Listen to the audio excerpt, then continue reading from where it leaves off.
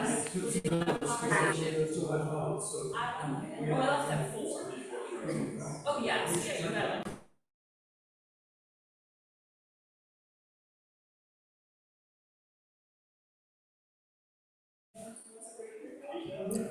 Hey guys, I think we'll get started with the workshop, and what I understand, Ellie, is that there'll be a short presentation from the MRLF folks, and maybe you can introduce them for us, and then will be sort of input from this stakeholder group, and we can sit in a different configuration after the presentation if we want, or we can just talk to each other. But anyway, so I'll let you take it from here.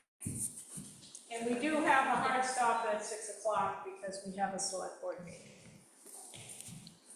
All right, thank you all for coming. I'm Ellie, I think I know all of you at this point.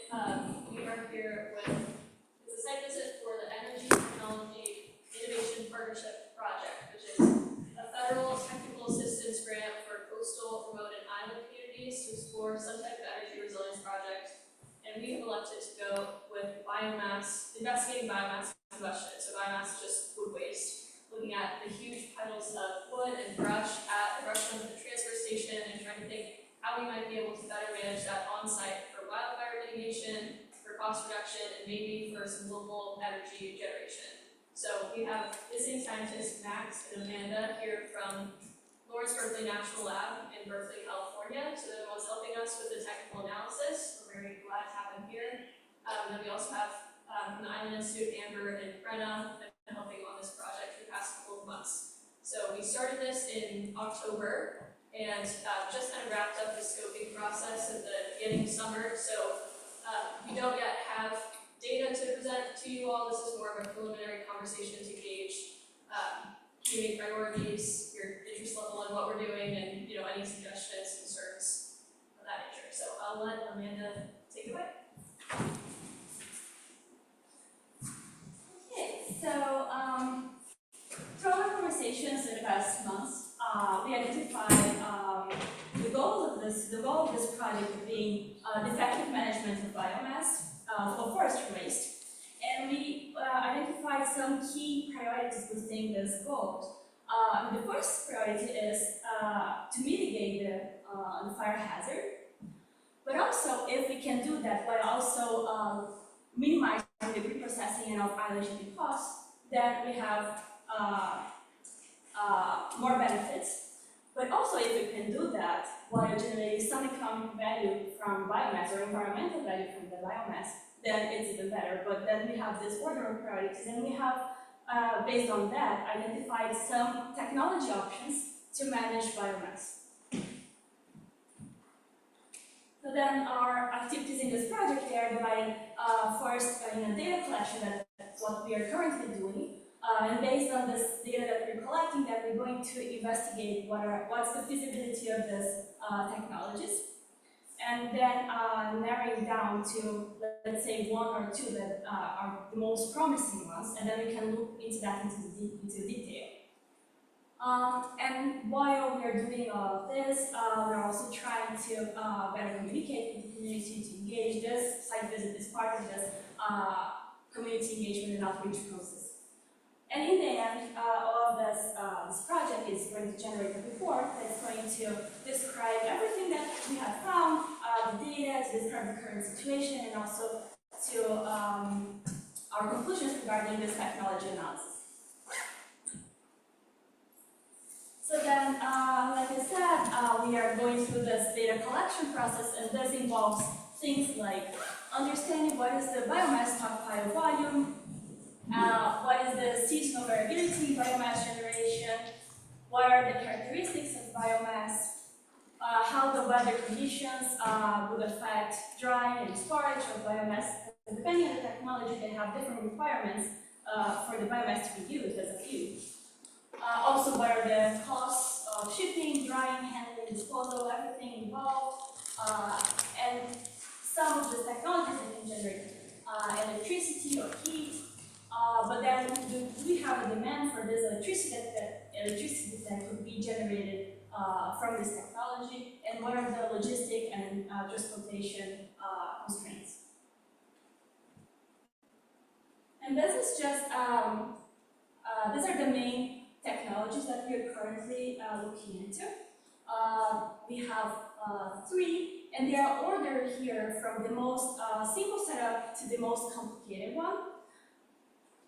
The first one is the air curtain burners, which is basically a container in which you are going to burn biomass, but to prevent the smoke and the emissions to come out, we have this very powerful fans that circulate air to prevent the smoke to be dissipated to the environment, and then consequently by trapping the smoke inside, it's going to be burned again, and which is going to be cleaner, and it's going to burn biomass more completely as well. But obviously there are pros and cons in each one of them. One pro of this is that, well, it's faster and it's obviously cleaner than just burning biomass without any of these technologies. But it generates some emissions that we need to look into that, and also you cannot generate energy from it, so you just burn to get rid of this problem, but you don't get you get other benefits. That's it. The second technology is the biomass, the biochar production, which basically generates this biochar that is a product that is that can be used in soil to enrich the soil. So basically, to produce biochar, you're going to burn biomass, but in a specific condition that is under low oxygen conditions, and then you generate this biochar. We have some products already in the market. It's very limited, but they are already coming up with these products that we can have on site to generate biochar. Obviously, we're still looking into them, seeing if they're really feasible, if they are really performing the way they say they perform. Pros of this technology are that, well, they're going to sequestrate carbon. They can be used. This biochar can be used for other purposes, like improving soil quality. It has some value into it, but also it's a more complicated type of technology. It requires some skills to use that to operate this equipment. So again, it's just another option that we're exploring.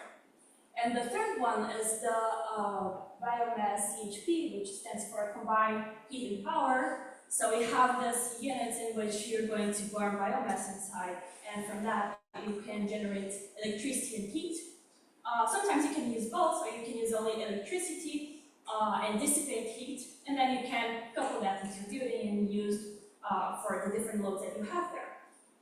So benefits, well, you're generating electricity, so it helps minimizing operational costs. It also can enhance resilience of that specific site, but also it's more costly, and it is very it's much more complex to operate. And then while we're looking into all of these technologies, we are comparing different aspects of it. What is the cost? How much biomass it can handle? What is the complexity of the setup, and so on. And then while by analyzing all of these metrics, we can identify the best technologies to look into more detail. Then when we are doing this in-depth analysis, we can look into more things across a life cycle. Let's say, what is the payback period? What is the operational and maintenance cost? And develop a detailed implementation and operational requirements.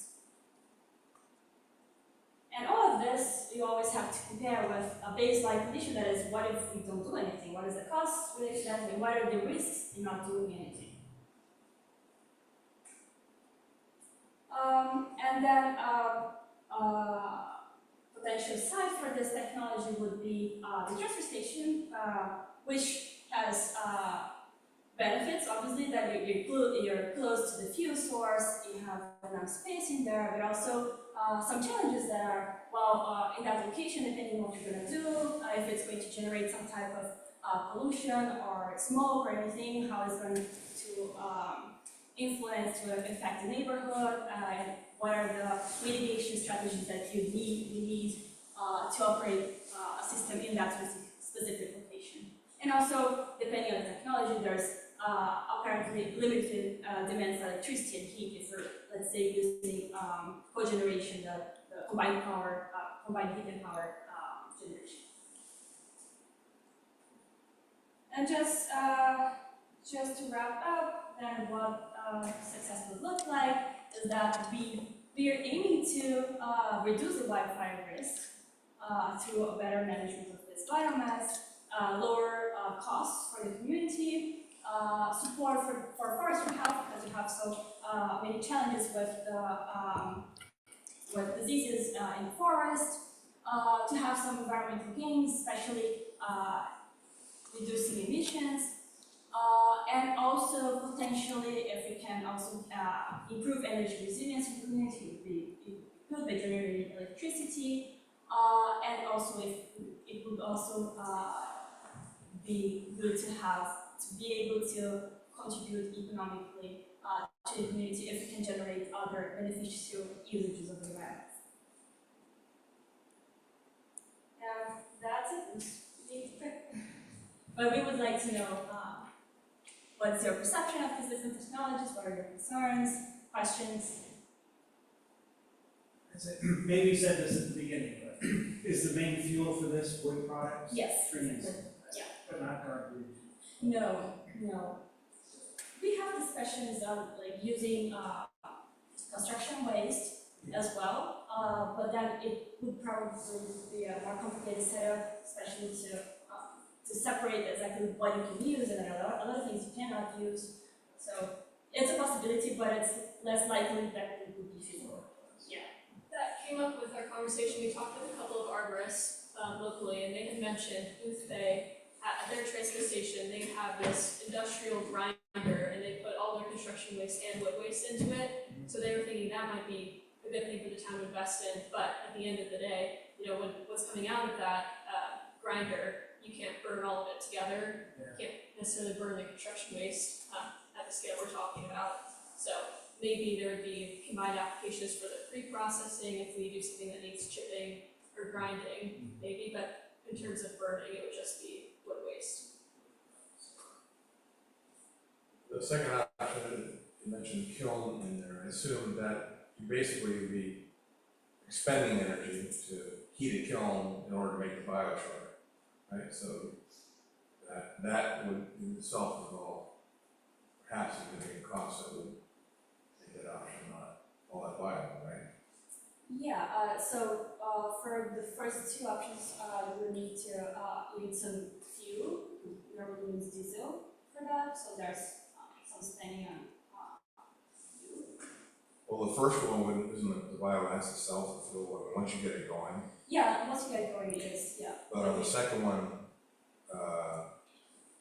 does that kiln have to run like all the time? A kiln generally is electrical, right? And you have to use up quite a bit of energy to keep it at the temperature you want. So I was just wondering on that one.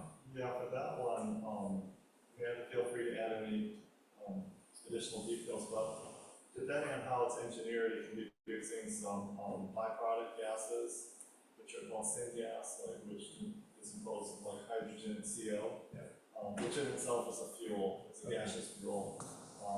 We've seen some systems where they recirculate that syngas, and so there's more of a transient energy requirement, and then much less over time. Not to say that it's completely self-sustaining, but it wouldn't be like a full emission phase energy requirement. But of course, with syngas, CO is kind of toxic. You don't want that. You just need to make sure that there are no leaks there. And then, for the third one, it's more of a startup. So any type of generation has sort of a blind start. That's whole, it needs some energy to start it, but it can run. But then for some of these, you also need some just upstream consideration for the feeder. So if you're feeding something with biomass, it's not like just turning on a valve for fuel oil or a valve for natural gas. And you need to feed a system with fuel, some form of biomass, right? It's just dry wood chips. And so, that it takes some energy just running that conveyor. Right, but typically there's just big augers and stuff. Yeah, but that shouldn't be, large enough. What are the smallest current biomass, CHPs out there? I associate them in the, like, smaller ones, like colleges that drink steam and things like that. Yeah, that's a great question. I mean, I don't know what I'm not sure what the smallest one is, but the systems can go down. I've seen like a 35 kilowatt system in California, and maybe tens of kilowatts. I think if it's too small, it's not very economic, because there's some fixed costs. And then probably for it probably wouldn't be like, it wouldn't be a megawatt system, it would be hundreds of kilowatts, so maybe tens of kilowatts perhaps. But that's hard to make economic, because that's still not very big system. So if we look at something like the levelized cost of energy, or the levelized kind of technical metrics that I think Amanda had shared earlier, it's not just because you're getting this value from electricity, but you're offsetting the costs that you incur from just disposal or hauling, or just some other management of the whole wood waste, which is there. Do you know of any towns, one other thing is, do you know whether municipalities can have an account, a global account with one local power company, so that even though you're feeding in electricity you're generating in one spot of all your facilities that are part of the town, that is credited to the town in general? You know what I'm saying? Yeah, you could do something like a feed-in tariff, and you can check with the utility. One interesting thing that we've been noting for the past 2 days is the power plant that's right across the bay, that it was on for a few hours this afternoon, but it was off for the previous 2 days. So maybe we can take that one offline. But anyway, but yes, I think that there are some regulatory kind of so-called soft costs, permitting costs, any air quality regulations that might need to be met. Those might be, not as stringent as some states like California. So, they're just, there's safety issues, like if you're bringing on some power, and the power goes down, you just want to send power back to So there are all these issues that need to, sort of like a checklist. But the NEM, or the net, the grid price, the strike price at which you can sell the electricity back is the key parameter. Like, is that the retail rate, is that a wholesale rate? And that will shift as economics. So we plan to work through some of those details, but we're not familiar with all of the requirements in Maine and with the local utility. But yeah, we suspect it's going to be less, onerous than, say, California. Hopefully. It's very difficult where it just take a very long time. Some of these software costs. One of the things I was thinking about is that our non-electricity fuel cost here being an island is very high, because you have to barge everything over. So in terms of looking at transport and everything, you'll also look at that aspect. Like, I can tell you that we pay twice the price to get gas in our car here that you would on the mainland, because it's barged over and then, all of that. So like you said, diesel and stuff, those costs are much higher here. Yeah. Yeah, we're certainly comparing all of the costs related to operating our machinery compared to your current situation. So this is something that we should really include.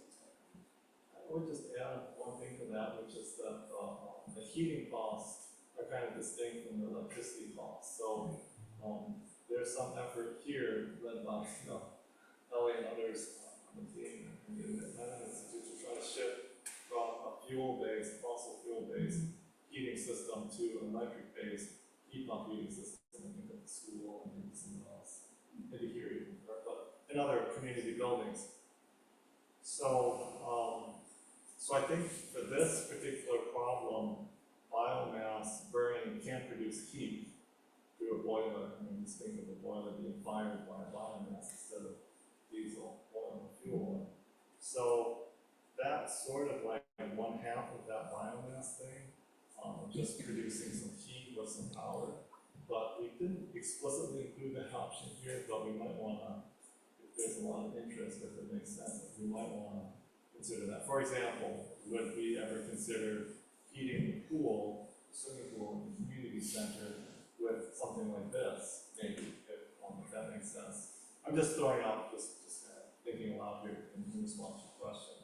So that's more of a heating output question from this biomass, it would just be more of a conventional boiler fired by a different fuel source biomass, which is maybe preferable and more on-site than bringing the fuel oil. But that's something we can think about. Yeah.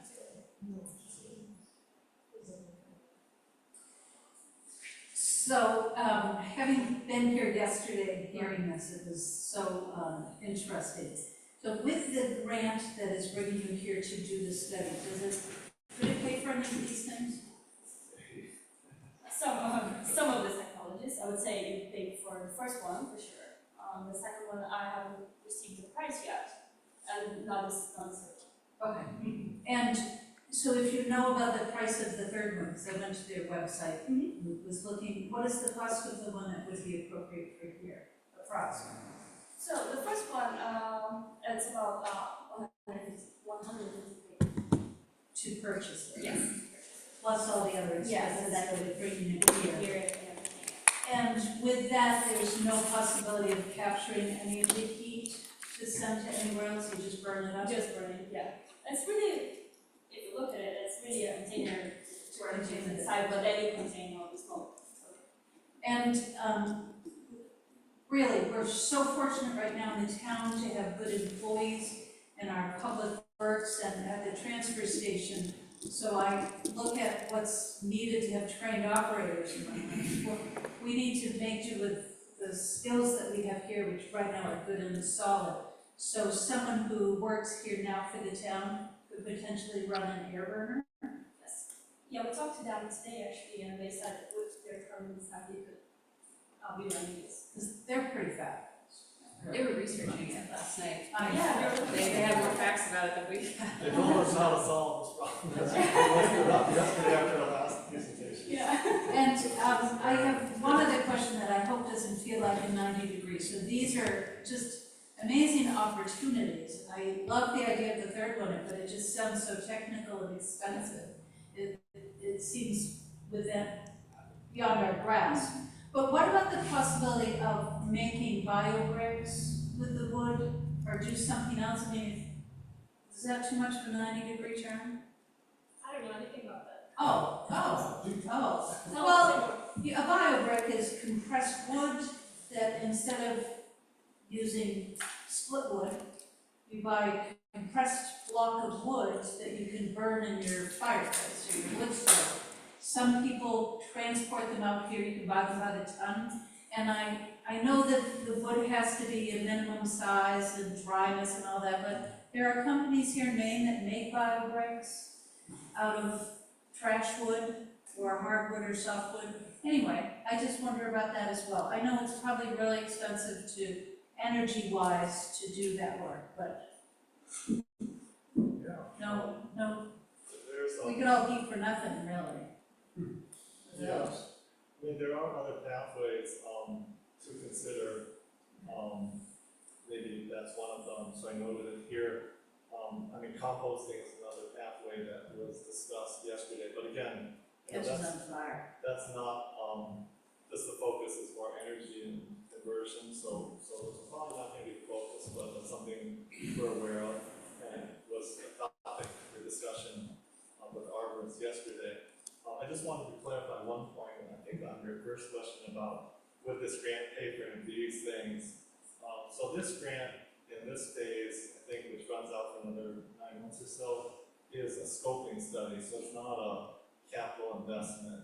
Down payment. It's more of a scoping study to kind of scope these out, try to address some of these questions and concerns, try to develop some, potential path or some plan for the future, maybe some recommendation for why A, B, or C might not be such a good idea, it might be a more promising idea. So you know, we're kind of in that exploration phase. We're gonna get to the kind of the modeling, more quantitative phase. But a lot of this, I think, needs to be hopefully validated with like pilot, you know, demonstration projects. If we don't want these projects to be the first or second or third unit deployed, we want them to be like the 50th or the 60th, you know, just so that they work and there's confidence in their reliability and their performance.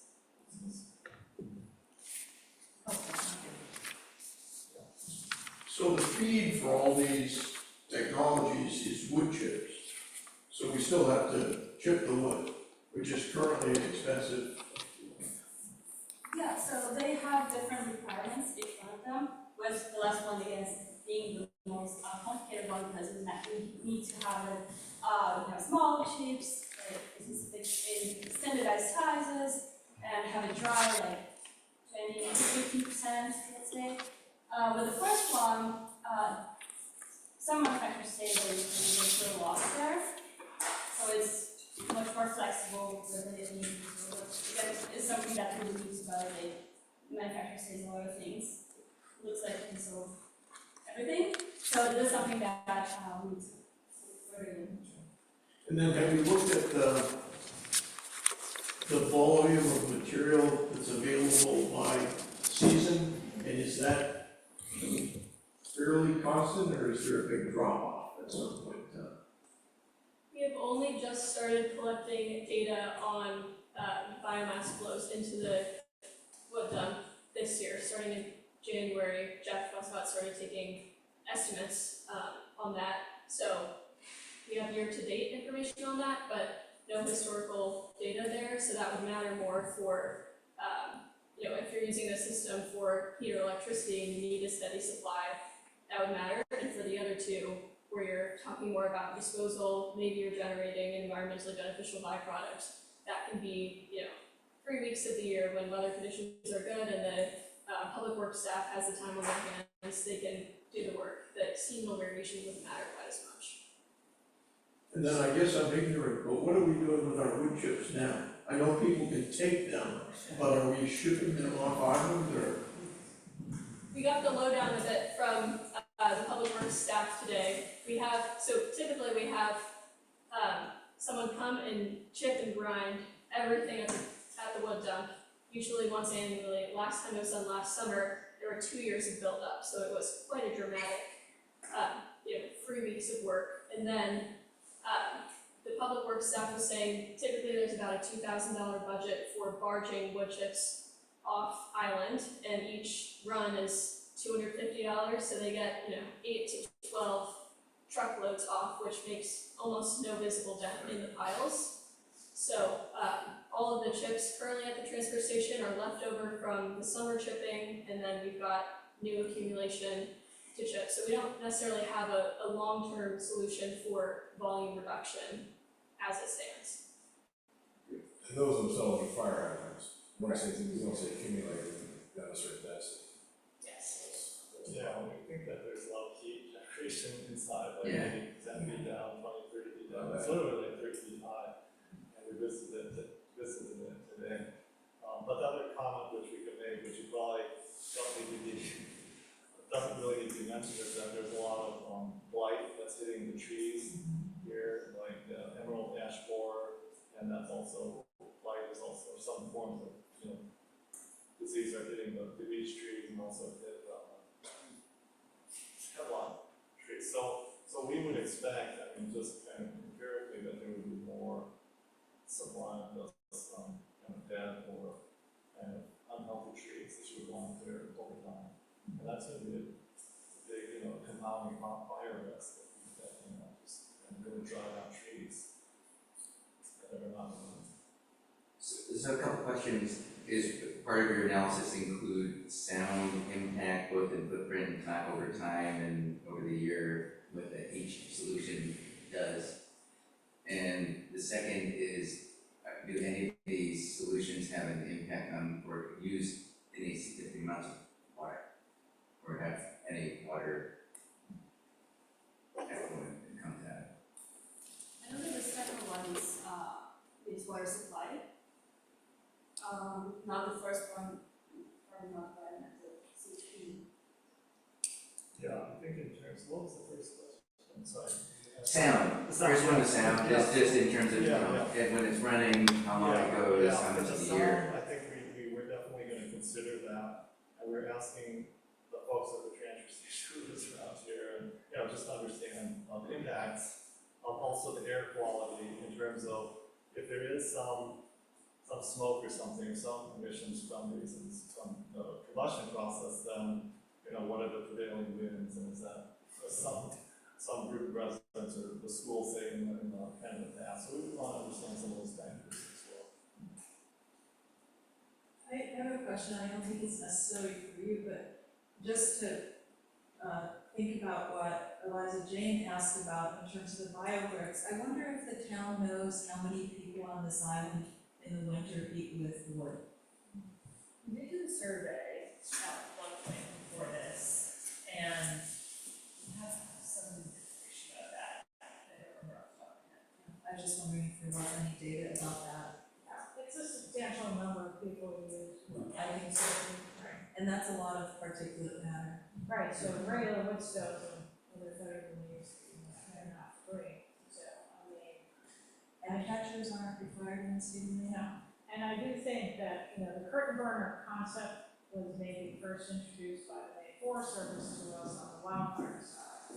And, at least for me, that's when I first heard of what a curtain burner is. And so that's kind of part of, you know, the evolution of this project. And I would say too that, you know, we're using the expertise of the, you know, these scientists to answer what we felt was a question we couldn't really easily evaluate ourselves. Like, we could maybe get a sense of solar and microgrid, you know, comparisons, but this is kind of a, you know, out of the box kind of question that they're evaluating. And so I just want to make sure people understand we're not necessarily going in one of these directions, we're really trying to see, you know, what the benefits might be. I do think it's a little different than maybe your average project where your goal might be primarily energy generation. This one has the combined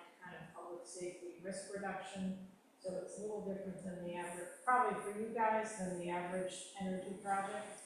So I think that's a little more complicated to evaluate. But I think it might, you know, depending on the outcome, we might step back and say, you know, they'll go, or maybe a short-term go on a curtain burner because we're not gonna spend all the money on everything else, and then maybe go for a long-term solution, hard to say. But, I think it's in my time here on the island, the chip pile is becoming a bigger and bigger concern. And it's right smack in the middle of the island, so if it ignites, it could really be a catastrophe. Yeah, just a quick one on the fire, use wood as fuel for heating the windows and woodworking stoves and whatnot. I think, Jeff at the transfer station today said that there are some residents who take from the wood pile or from the, finance, transfer station area to have fuel for their woodworking stoves or their fireplaces. He said that was a huge amount of like volume, but that's just kind of anecdotal.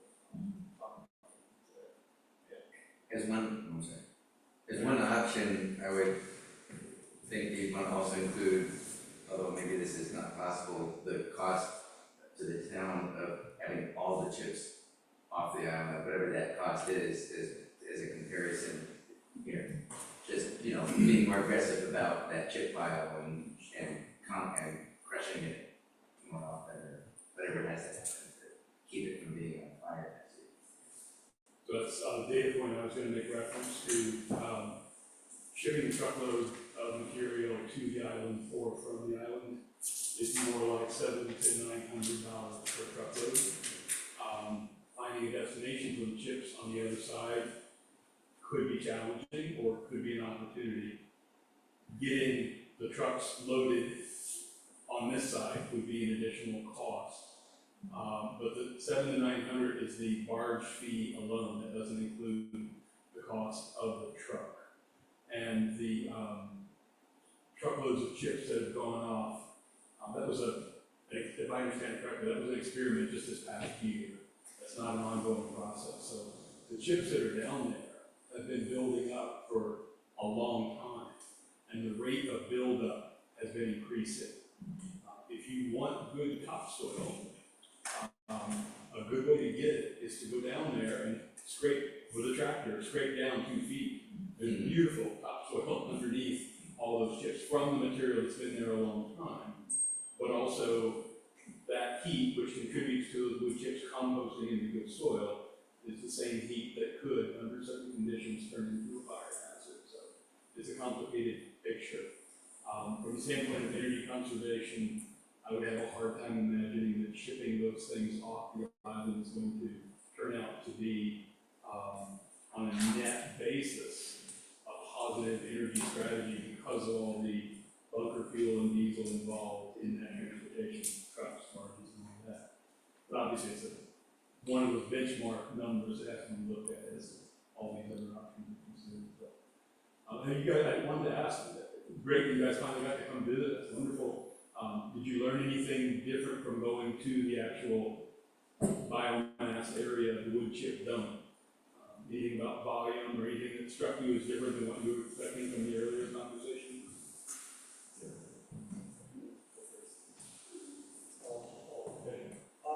Yeah, I think the volume was really impressive. We walked out a little ways, we did a bend from the area where they have trucks.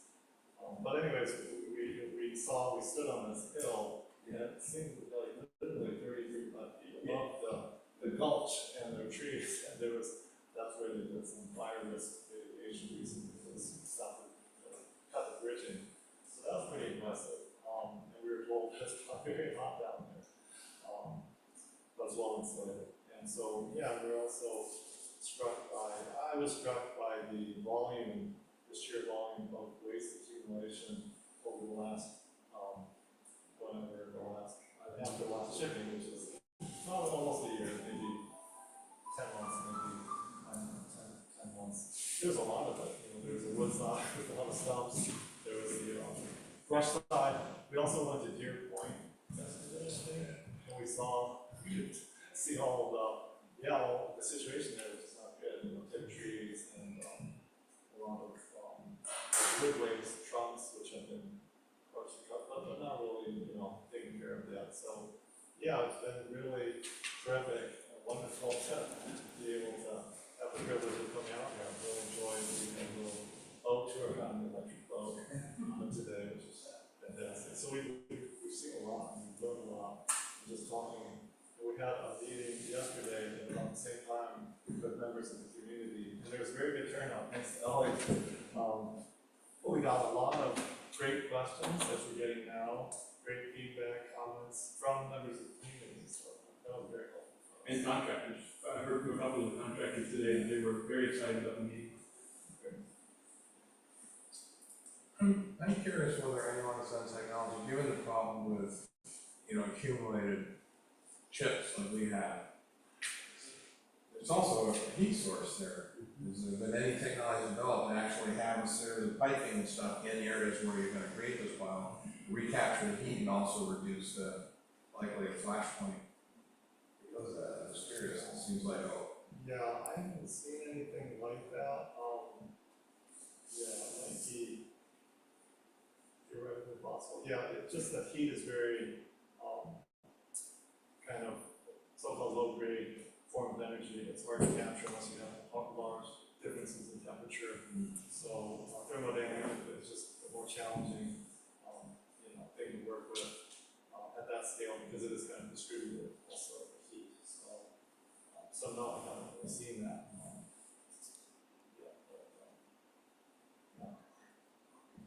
Also, as far as barging ships off island, from what I've heard, is that are we looking at perhaps a moratorium on being able to, because of the animal passport, they don't want our chips, tainted chips from here. So I've been researching the regulations for quarantined areas, and the public works team didn't know where the chips go on the other end, so that matters. because you are allowed to transport wood from infested areas as long as you're only traveling through and to other quarantined areas, which is much of southern Maine.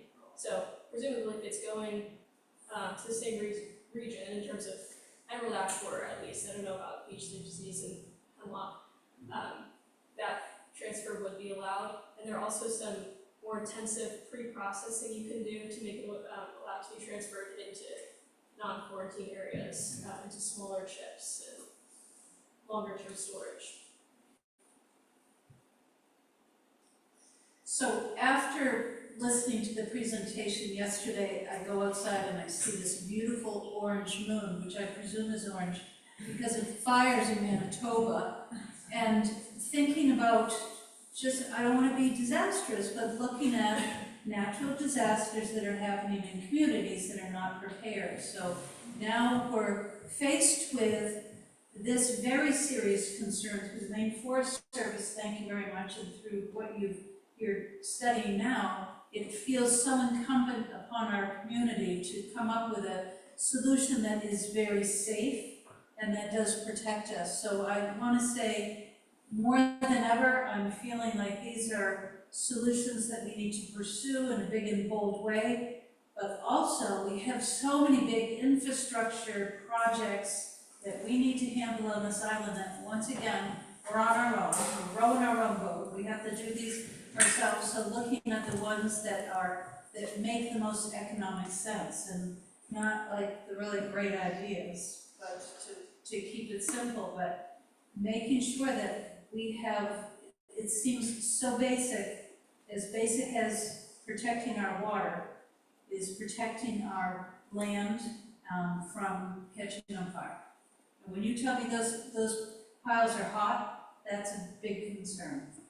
And I know that we're going to have a lot more trees coming down with emerald ash borer and beech. I'm going to respond quickly to that. So the priorities I'm hearing you lay out there kind of align with what the climate action team ultimately came to with this project in terms of first public safety, wildfire mitigation, then cost reduction, then energy generation. I'm curious from the broader group, do people feel the same? Are there different priorities to you? We burn up, but it won't be energy generation. Well, to that end, I would hope that as you dig deeper into data collection, you can quantify what that risk is of wildfire generating spontaneously at the chip zone. I've dug deep into the chips and I've seen compost level heat. I haven't seen fire level heat. I was surprised to hear a report several months ago, about fire calls there. I'm not aware of any fire calls that have been down there. So it's an interesting concept or topic of a threat. It would be great to quantify what is that threat. What is the temperature down deep? What are the factors that could lead to spontaneous conversion? I'll just add to, or just sort of respond to that, because we are also going to be doing a community wildfire protection plan for this project, which was supposed to be started by now, but we haven't done yet. So that project will be kicking off in the next few months. So we expect that that they will be looking at some of those observations as well. So the ML team is obviously more energy focused and fire risk focused, so they have adapted to the needs of this project. But hopefully we can kind of put these two projects together to kind of look at some of those things. So yeah. And I will say that the fire department has responded to fires at the chip pile historically and had to spread out the piles and, put water on them. So there have been fires in the past. Don't know how they started, but more than once. I would like to talk about my brother who lives in Peterborough, New Hampshire, and started out in a biochar business, and that became a little harder. So now he composts all his wood chips. He turns it over, his son is doing it now actually. He keeps turning it over, and now he sells fertilizer by the truckload at the beginning of the season and by the bagful. came up in our conversation with arborists, and we kind of arrived to the same question of what is this community's appetite for more labor needs?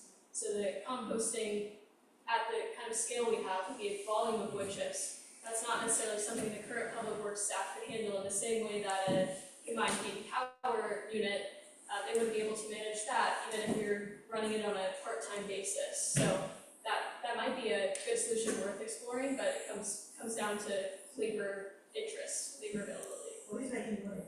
Good. I have a question about the air curtain burner. Given the impressive amount that you saw at the dump, what is the capacity? Like, let's just say the bottom 10 feet is soil, not wood chips anymore. What are the capacities? Like, would it take years and years to get rid of what's there with a curtain burner? Is timeline, I guess, is what I'm asking about? Yeah, so we talked about this with the staff in the transfer station today, and they seemed pretty positive on how quickly they could work on that, on the new material, if they could run constantly the burner, let's say 5 times a week. But also it depends on other demands that they're going to have at the transfer station. But I don't recall exactly how fast they could burn the new material, but it seems that they could do it relatively quickly, and then they could start working on the pile already. So they were envisioning if they could put 3 weeks of their time, 5 days a week, both Aaron and Tanner, they could get through the new material, and then after that start on the chips. So they were envisioning, maybe there's a calmer week with no storms projected in the winter, they don't have plowing responsibilities, they could get through the new build-up pretty quickly. So that's how much, I guess what I'm asking is that's how fast these things burn. I mean, if it's a really big wood waste pile, I'm talking about volume versus capacity of the machine. Yeah, so I think the numbers what we were looking at, I think yesterday, was something like 3 to 10 tons per hour. This kind of container, which might be like a shipping container size, I think the product size, not the size of this whole room, but product size. We were trying to think through like what tonnage and volume, we could try to do some rough. And you'll get to that in your report. Yeah, to try and answer that question, but that gives us at least a first step to answering that question. Yeah. So there's a water supply at the town garage, but there's no water supply at the transfer station. So you get one of these air curtain burners. You're gonna have to have a ready water supply in case, the wall falls off. And our water truck for the fire and rescue is from 1984, so that's due to be replaced at some point. So making sure that we have a good ready water supply in case of a malfunction is gonna have to be counted. Yeah, As well as very expensive, road wells. Okay, thank you. Well, that's the thing, isn't that true now? You know what I mean? From what you described, it's like that's the code. Yeah. I don't know, there's good water.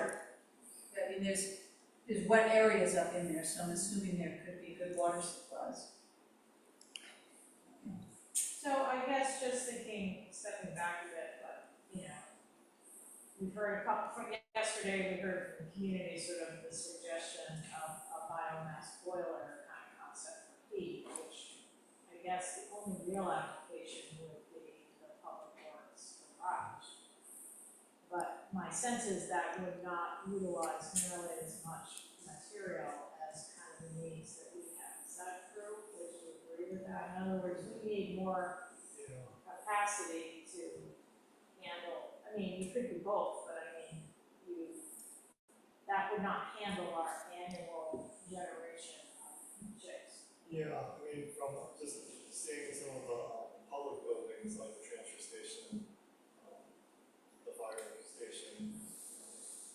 Yeah, overall heat demand, yeah, I mean, we haven't done that calculation, but at least at some of the public buildings, we didn't think it was a huge, like at the transfer station. It's not huge, you know.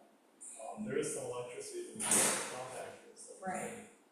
But yeah, you're probably correct, but again, haven't run those numbers, that might be something, we can also do like a swimming pool.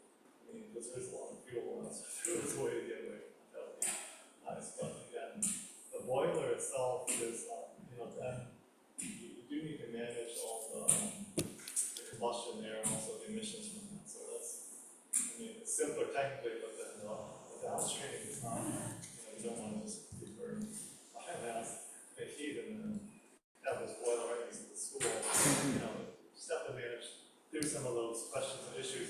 We did learn that there's a biomass generation unit, apparently in Wisconsin. Wisconsin, in their school, Yeah. biomass boiler. So there may be some, some examples, I'm sure there are some examples of these various, I mean, not necessarily these, but, some boiler heating or similar, existing conventional biomass type systems that we can try to, gain whatever information that we can. And then a second question I have for some of the suggestions, like Esther just had on composting, it still seems like, again, maybe the volume that we're generating might be pretty substantial for just compost. Not that we couldn't also have composting as a partial solution, but if we just want to compost it all, it seems like we have an awfully large volume to manage. Is that? We talked to the arborists, they said that landscapers on island would probably use about half of it. Well, and then the public works staff disagreed, so. So when you say use half of it, you just mean the chips or the compost? The compost. I think there was some exaggeration in Yeah. the extent of the demand locally. But if you are producing, commercially viable compost, I suppose you could sell it off island. But yeah, there's a lot of wood there for the amount of demand we would currently see, based on what the public works staff is saying about current utility of the chips. We need to wrap up. Sorry. Yeah, it's 5 of 6, so if we can transition out of this discussion into the next. But the one comment that I will say is I hope this encourages people to support the idea of finally starting to charge for dumping at the brush dump, because it's, regardless of what's gonna happen, it's gonna cost money, and with the amount of volume that's going in there, the town should be charging for that dumping to happen, so that's all, that's the only comment I have. I'm gonna make one comment about that, Vika, because I was in a town that went through that decision process, and it was a town that people didn't have a lot of woods to leave wood waste, because, and even though there weren't a lot of woods, people tended to not clear their wood waste from their yards, which from a fire mitigation standpoint, the fire department got involved and said, this is not working. So because there's so many, you can dump a lot of, or leave trees where somebody fells them, but that's a different fire mitigation issue. So just so that there's both sides of that equation. I agree, but I think there's a lot of commercial customers that dump in there that could be paying to dump that, yeah. But they're dumping, but they're charging their client. Do you see what I'm saying? So if the client has land and they say, you're gonna have to pay an extra $700 because I have to pay dump fees, that client may say, leave it in my woods. I think Vika's point is just that the town can't do it No. for free, right? No, Yes. I get it. Yes. I'm not saying it can, and that town, the town I was in, we did work out a solution, but it took longer than we anticipated, let's just say it that way. All right, well, thank you all for coming. This is super helpful to hear your thoughts. Thank Thank you.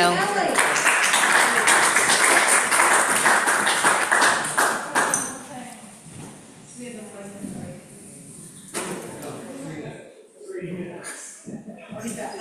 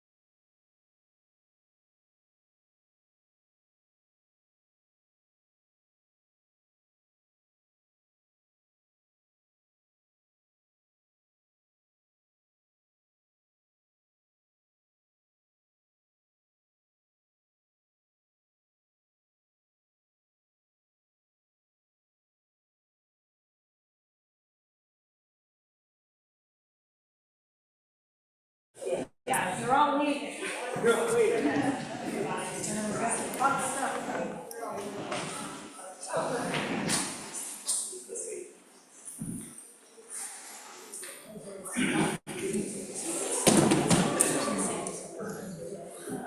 Are you all set on this Zoom video?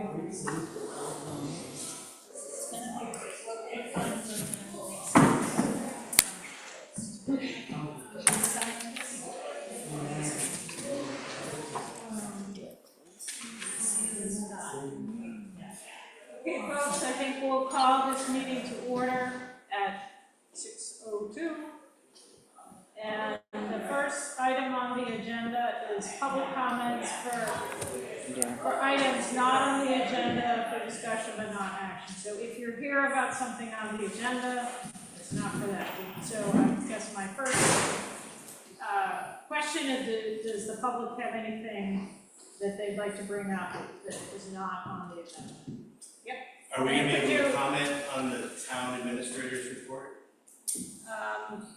That's actually on the agenda, so I would assume we would take it up then, right? Under I mean, yeah, if comments, yes, but probably limited if it's pertaining to what I'm assuming you want to comment about. So should I make my comments now, or? That's fine, if you can, I think that would make sense, then why don't you get up and make whatever comment? Seems like you guys know what you're talking about. Is that okay with you? Yeah. Am I far enough back? It's still trying to search you. There it goes. And could you, because we are great about this, could you state your name and where you live? Yes. Mike McKee, 107 Cottage Road. All right, so my comment is, I appreciate the code of ethics and conduct policy for the town of Sheepshead Island, and the fact that now all board members are supposed to sign this every year. And I know that there's been a process to get people, as of the July 1st turnover, to sign this. In the town reports, you're going to talk about my specific case that's coming up, and how the judge has remanded the case back to the Board of Appeals, the adjustments. Why? Because they didn't determine any facts that are usable for the judge. The judge remanded it back. Okay, so my comment is, in this code of ethics, it's a great start, but it doesn't explicitly say that the public is going to have a chance to express whether or not they feel there is a conflict of interest. So in this, it talks about a conflict of interest is up to the person and now the board members to discuss and then vote, but in nowhere does it say the public has a chance. And I believe the public has the right to say, I think there's a conflict of interest. And so if I never get to say it again, I will say it this time. I said it last time. I believe that my neighbor across the street, Sam McLean, has a conflict of interest. Mike, we're not talking about something that is on the agenda, so I think we understand your comment and appreciate it. There's just, I've been shut down so many times. It's now here, it's on the record, it's discoverable, so we can go from there if we have to. Right, and Bottom line is, please give the public a chance to say whether or not there's a conflict of interest. I will say, just for the public, that the code of ethics and code of conduct were on prior agendas, were presented to the public for review and comment. So they have been made available, and I don't That's the believe, policy. I don't That's the think we policy. received any public comments. So anyway, but thank you for coming tonight, and thanks for your comments. Thank you. Okay, next, on the agenda, we'll move on to town report with the town administrator's report. All right, hello, everybody. So a few things worth mentioning. So committee members, planning board is still in need of at least, or not at least, 2 board members. Board of Adjustment and Appeals, we need 1 more. The select board did recently appoint a board member, so they are up to 4 at the moment. Both of these boards, we have received applicants in the past. Unfortunately, the select board was unable to appoint them because they have to be registered voters and legal residents of Shebig Island, because of the type of boards that they are. So anybody that's interested that is a resident of Shebig, that is a registered voter of this municipality, and this is their primary residence, is who needs to, or who could serve on this board. And obviously appreciate the folks who have offered their assistance who unfortunately were unable to do so. Next thing is the audit meeting. So I had reached out to the auditors asking for a meeting after the last meeting. And I was told that their managing partner, Ron Smith, had been out on vacation, and they'll let us know when he returns, because ultimately he would be the one to make the decision. In the meantime, we had also gone through the list of auditors on the state website, looking and contacting all of the ones on the list. And at this point, do not have anybody for a recommendation for an auditor to replace. I did since writing this up, receive an email communication from the auditing firm letting me know that they were going to continue parting with the relationship and were not interested to meet. I did speak with Carol today about that, and she can weigh in on what she shared with me. Also, I did receive, as of Monday, a draft. I had forwarded to Carol. She suggested forwarded it to the entire board, which I will do, but I did find a lot of discrepancies from what I thought should be in the report versus what was in the draft. I did have a conversation with Marjorie Stratton today for something totally different, but did take an opportunity to kind of get her 2 cents on it. From my perspective, I received the audit draft on Monday. I was hesitant to forward it automatically to the board because there were a lot of questions that I wanted to clear up. And so I'm happy to still forward that to you. Just know that there's a lot of information in there from the undesignated fund balance being very different from what I suspected it would be to some of the other accounting numbers. And so once I get some of that clarification and see whether corrections on that draft need to be made, I will definitely keep the board informed about that. But it is definitely finally a step towards the right direction of having that audit complete, so. And should I give I may as well give my update now. So Mika was out on Monday, so I called the office just because I wanted to be sure we had a definite answer before the meeting. And actually Ron did email me back and was agreeable to a meeting. So I've set up a meeting with him for Friday, and I've asked John Wren to join me. And so and I think the goal of this meeting is primarily to understand, you know, what the relationship is between Town of Shebig Island and RHR going forward, and to make sure that, you know, we understand what their situation is and whether or not we want to, you know, could or want to continue with them as an audit firm. So anyway, that's the goal. It should be a pretty quick meeting, I expect, and you know, we're not really going to get into anything relative to the draft audit that we've received, because that's really been handled primarily by Vika and the town staff. So I think that's still to be determined. I'm a little concerned, as I imagine Vika is, that given the situation, I think it's important we get some of these kind of issues resolved on the 2024 audit. And so I think, and I guess we haven't paid them for this, the draft audit that we just received, right? So with the way that the payments have, prior to what they had requested for the fiscal year 25, which was half upfront, in this case, it was they would bill we would know the amount to start out, and they would bill in increments as they worked. And so we did just receive the last final bill, and I did ask the bookkeeper to hold off on paying that just yet until we are a little bit more secure with having the audit finalized.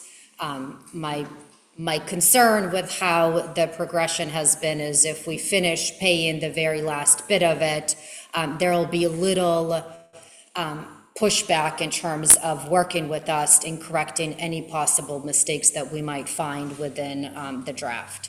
So there is the last bit of it that needs to be paid, but we are waiting to do that.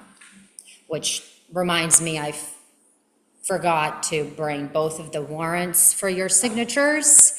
And so I'll probably email you to see if at your convenience, if you can pop in the next couple of days to sign those in the office. So before we leave the audit topic, any questions?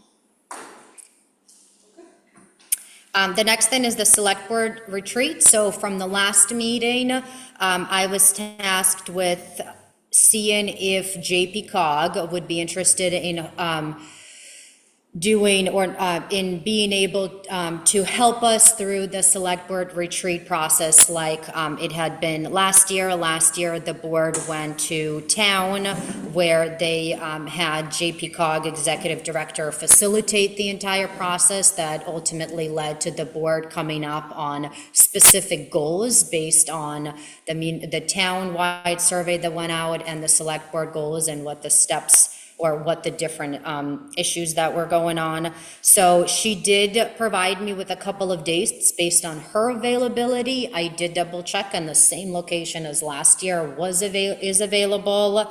At this point, my recommendation, if it works for the board, is October 3rd, which is a Friday. But either way, Christina was hoping that one of these dates would work for the board. Because if not, she would most likely need to push that out a little bit farther into the fall. And just for Earhart's benefit, last year we met, so it's in Freeport, and we met for morning and early afternoon. I think we got done around 3. Yeah. So and we went through, basically the goal of this meeting is to, come up with our sort of strategic plans for the upcoming fiscal year, both short term and, long term. So it's an opportunity to sort of talk about what are our priorities. I thought it was pretty productive.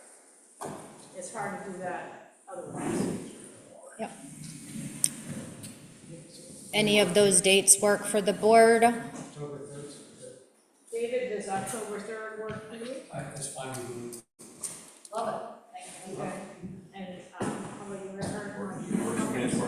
Let's go with October 3rd. October 3rd, all right, I will let her know. And so that kind of leads into the next item on the report and relative to the select board orientation. I had spoken with the town attorney, Ben. He is going to be coming to the island on the 30th for a board orientation. Carol, as the chair, and myself will meet with him to kind of go over some of the details of what the day would look like. And right now, it will likely be that there will be an executive session during his time here just to allow the attorney to update the select board about the ongoing litigation matters, about some contract-related disputes. So really subjects that could benefit from the entire board's presence and update, and an opportunity to do it in person while he's here as well. So. And so I guess one question I have, because we have talked about it today, sort of the timing of his visit to Shabig, because sort of smack in the middle of the day is the least optimal. I didn't know if he's gonna come in the morning or come in the afternoon, but. First of all, everybody's available on the 30th, we had checked out before, right? It's less than optimal, but I will. Okay, is there, and then, or you had said either morning or, you know. I mean, either beginning of the day or late in the day, not smack in the middle of the day would be my preference, but. So he can come on the 8th, if that's a need of the board, or otherwise he was thinking the 10th. So if we want to start at 9 AM and go straight into an executive session and get that over with and do the orientation, if you want to do it the other way, I think there's flexibility with that, but I could definitely make sure if we want him here on the 8th, he said he will make that happen. That would be my preference. Okay. Yeah. Is everybody okay with 8 I o'clock? like the Well, it will be more like 9. 8 o'clock on the 30th. Well, Well, it'd be 9 to do the meeting, he'd come on the 8th. well, we can even start Or at 8:30, whatever. Cup of coffee, let's go. Looking for to meet. All right, I think that would be good if that works for us. And so Vic and I will go over the details of what we meet with him, and there may be a few other things that we'll go over that might not need to involve Ben. And also, I do have a number of resources that I will put in a folder and then send you guys a link to the folder, because there's a good MMA manual that you should be aware of, and there's some other materials that would be good. And I'm also gonna put the select board ordinance in there, because I think it's time I don't think we're gonna spend time on it at the select board orientation, but I think this year we should really look it over and decide if we wanna make some changes. Because I think it's a little outdated and could it be improved? So.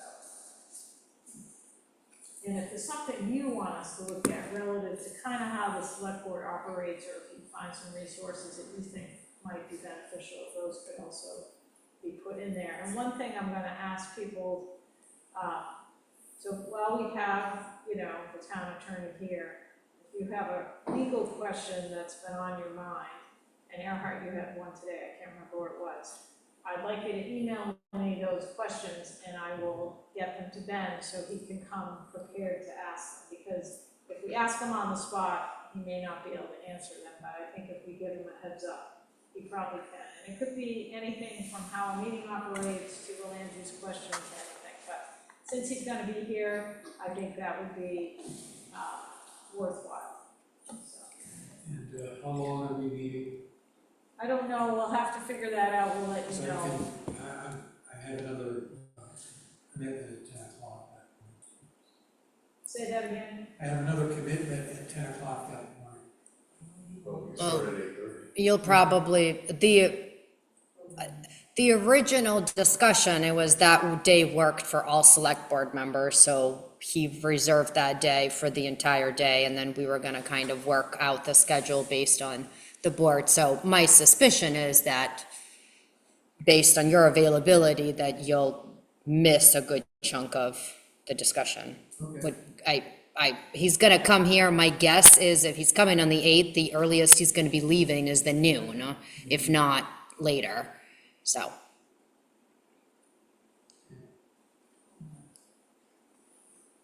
David, do you have multiple hours of meeting, or? No, it's a 1 hour meeting, but actually, yes, I can excuse myself. So we might be able to structure Yeah. 'cause Around you're- it. stuff around your absence. Yeah, it's an appointment between 10 and 10:30 Okay. at my house. Oh, all right, I think we can accommodate that, rather than change the meeting time. Okay. Thank you. All right, so the next thing is really more or less an informative thing for you as a select board to know. There is an attachment that was with the TA report, but back in May, an ongoing matter that has been in the courts for the last couple of years was remanded back to Board of Adjustment Appeals. The town attorney basically advised the town to just hold off until we were notified of when it was time to start scheduling that. The town was recently notified that it is now time to start doing that. And there's just back and forths between the attorneys at this point to come up on which date works best for the attorneys. At the moment, it's looking probably like towards the end of August is when that's going to take place. And the town will be advertising it, and it will be a Board of Adjustment and Appeals meeting, and the town attorney will be assisting us in making sure that everything is done in the proper order to advertise it and to make sure that everyone comes prepared for it. So no action for this board to take at this point. It's just because it's something that's been ongoing, wanted to make sure that you were aware of that. So next thing is going to be parking workshop. So I did meet with JP Cog and explain the reason behind the needed workshop and why having it facilitated would be beneficial. They were excited in assisting the town. Right now, the select board did agree upon the date for August 9th, which is a Saturday morning, to do that. They will let me know. They said hopefully by the end of this week, which I hold them pretty well to their word. I think Christina will definitely follow through if and how they would be able to assist the town in this. What would be helpful is from this board or for us to know what the expectation from this board is about what you're looking to get out of that meeting. So then that way, JP Cog, which I think they will be able to do this. It sounded pretty promising. They just needed to figure out who the person would be, what the process would be like, and then whoever would do it, how that individual would be paid for. They do have some grant money that they would cover for these kind of things. They did ask if there was a very small match that needed to be, if the town would potentially be in a position to cover that. And so I told them that select board contingency has an opportunity for that. It would really depend on how much it is, and the board ultimately would have to make that decision. But then for planning purposes, for whoever facilitates, while it is a couple weeks away, it is creeping up. And so having a general idea of what the expectation and the outcome of that meeting would be very helpful. And so I don't know if the board wants to email me the information, if you want to collectively talk about it, if you want me to create kind of a shared document, but having some of your input would be really helpful towards that. So I'd suggest that we come up with I'm willing to put together sort of a tentative agenda that people could review. And then in terms of, I think it would be helpful to have somebody facilitate the meeting and the topics and, take community input. But I think the other thing that would be helpful, like the community meeting we had the other night, is to have that information summarized in a memo. And so the meeting we had on the coastal resiliency, they took all the charts that we put together and, just make copies of those, but then they summarized kind of the, primary points from the community and then some of the more detail. So I think that would be helpful if they could do that, and we should, And I did mention that is one of the expectations for, because they did ask, do you want us to just kind of come and facilitate, or do you have something that you're expecting after the fact?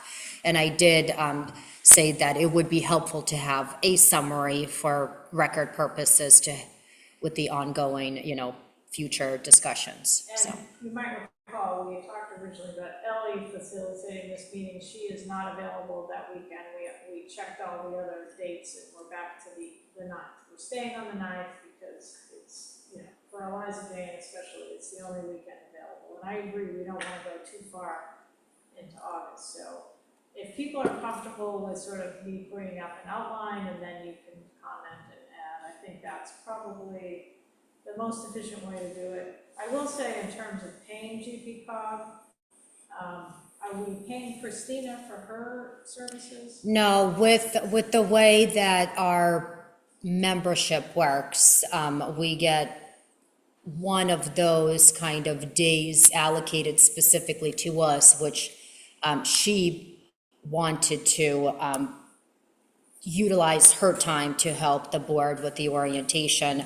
With something like this, she kind of anticipated, based on our conversation, that it would probably about be 10 hours or so of required time for whoever is going to be doing this between coming over here and then summarizing the report after the fact.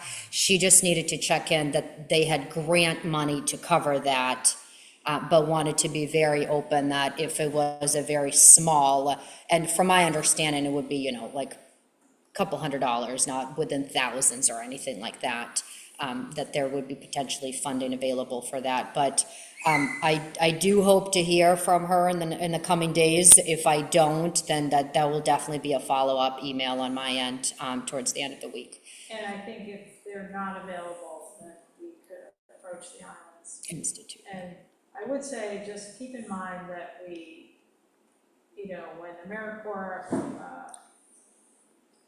withdrew their support, or the federal government withdrew their support for AmeriCorps, we provided GPCOG with $7,500. AmeriCorps support has been reinstituted, so we did give them an extra $7,500. So I do think it would be reasonable to ask them To push, and no additional cost.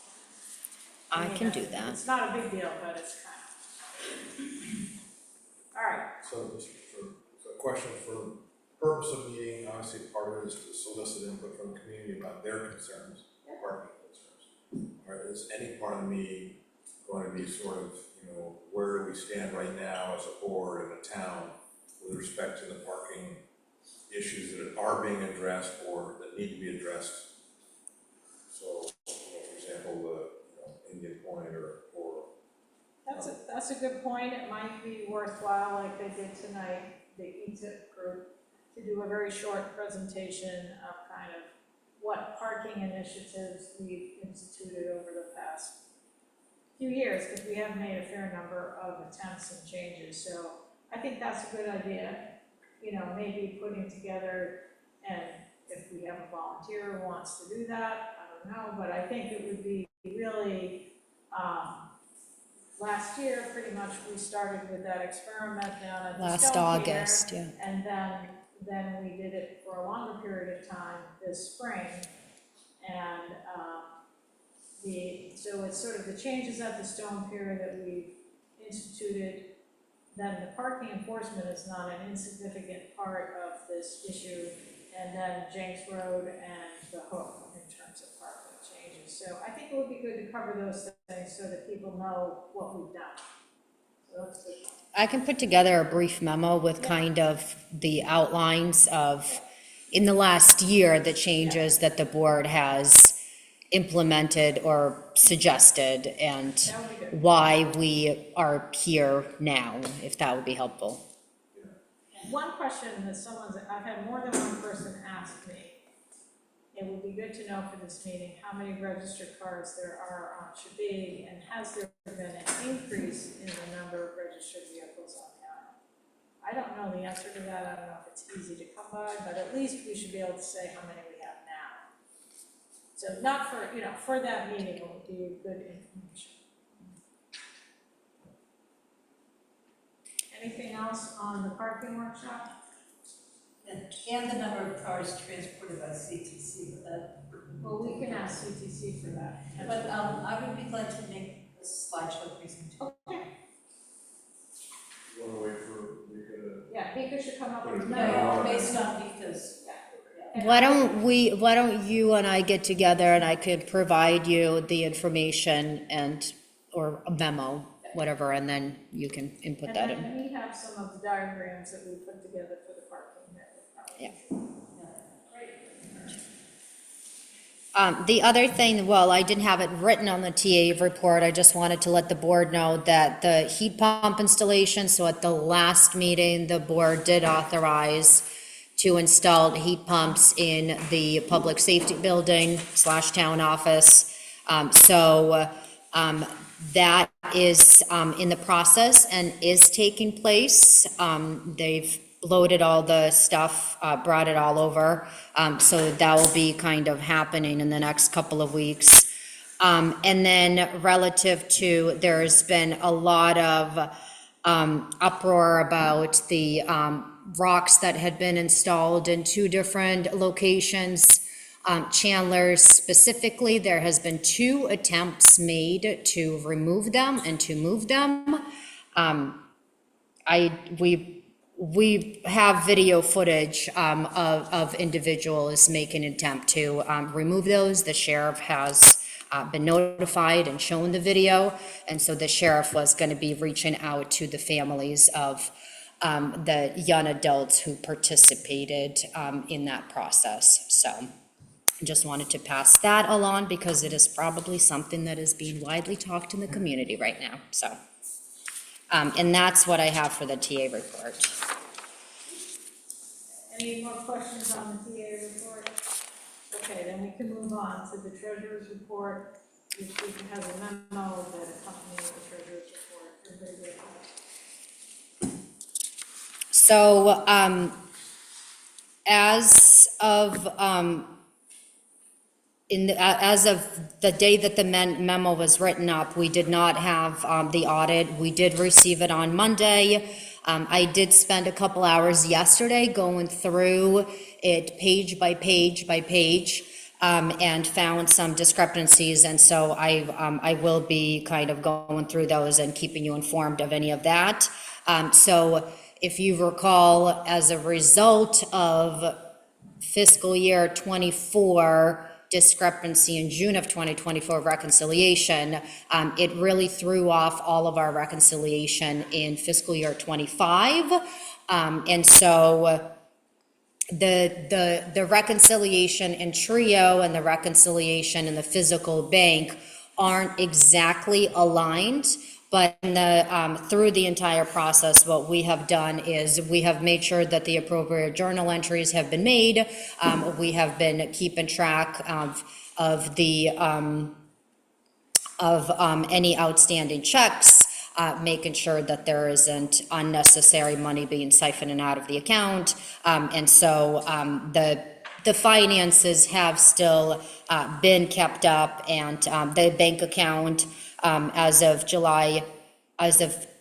June 30th, not July, I apologize for that mistake, was a little over $2 million. And then reserve accounts was a little over 2.2. With the adoption of the fiscal year 26 budget, there is over $700,000 that will be making its way from the checking account into the reserve accounts. I always wait until we commit the taxes and start collecting taxes before, because we have, $2.3 million in our checking account, so it's fine to transfer $700,000. But for safe practice, we usually wait to make those transfers until we start collecting some of the big money for taxes, just to keep that balance on the higher end. So it'll be a couple more weeks before we do initiate that $700,000 transfer, but that reserve account is going to be up in the $3 million range once that does take place. So I guess any questions based on, so one thing I will mention, and I think I did write it in here, based on historically how I was taught and what the information that I have provided to the board, it would be the expense and revenue summary. What you see in front of you really shows it to the end of June 30th. So it gives you a pretty decent snapshot of where we were at year's end. There are constantly, and for the next couple of months, we will be receiving bills that will still be applied for fiscal year 25. In this month, a lot of the bigger bills, like for transfer station barging, things like that, will be applied to it. So it'll just be small little invoices that will trickle in. With the start of the new fiscal year, I am exploring the idea of how to better provide this information to the board and how whether there are other ways that it could make sense or be clear to read. And so going through this, if you do have any suggestions about how you could like to see it different in the future, I'm open to those suggestions and open to maybe making it a little bit simpler to understand, because the Trio system, well, I understand it because I use it every single day, isn't necessarily easy to read for the average eye that's not staring at it half their day, so. Any questions? This is new, pretty new meeting. So on the revenue side, you show the balance, it's a negative amount, but those are collectible funds that have not come in for one reason or another. So where, So under the balance? Anywhere on the revenues, in your report, you look at it as budget, current month, year to date, and balance, so that the negative balance is there, they're showing. The negative under the balance is showing in excess of what was collected compared to what it should have. Yeah, it's kind of confusing. It's very confusing to read. It's very backwards from the way you would think.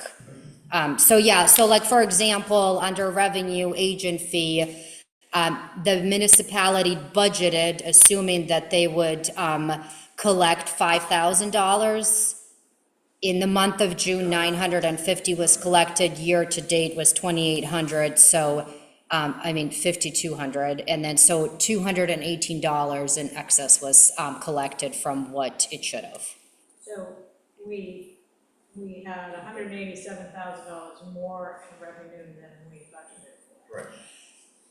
So we're happy about that. Yeah, we are, but I find that, I haven't products. The one thing with, yes, that's kind of the idea, but it's still, and this is where's with the fiscal year 24 audit, the draft, based on the numbers that I had sent to the auditors and the numbers that I assumed with my limited experience on it, we should have had excess revenue. Some of their numbers are showing that we came below what we said, and that to me is very alarming and inconsistent from everything. And so those are kind of the questions that I want to try to clarify with. So Vika's accounting shows that we had revenue beyond what we budgeted for. The audit report comment says that we have, received less revenue than what we projected. Correct. And so that is something that we need Yeah. to figure out. And then on the expense side, same negative in that case, that's an overage as well, an overage of an expense. So with the expense, it's kind of the opposite. So like wages, for example, it's at 34,000 change. Negative, that means that we spent more. Yeah, Okay. yeah.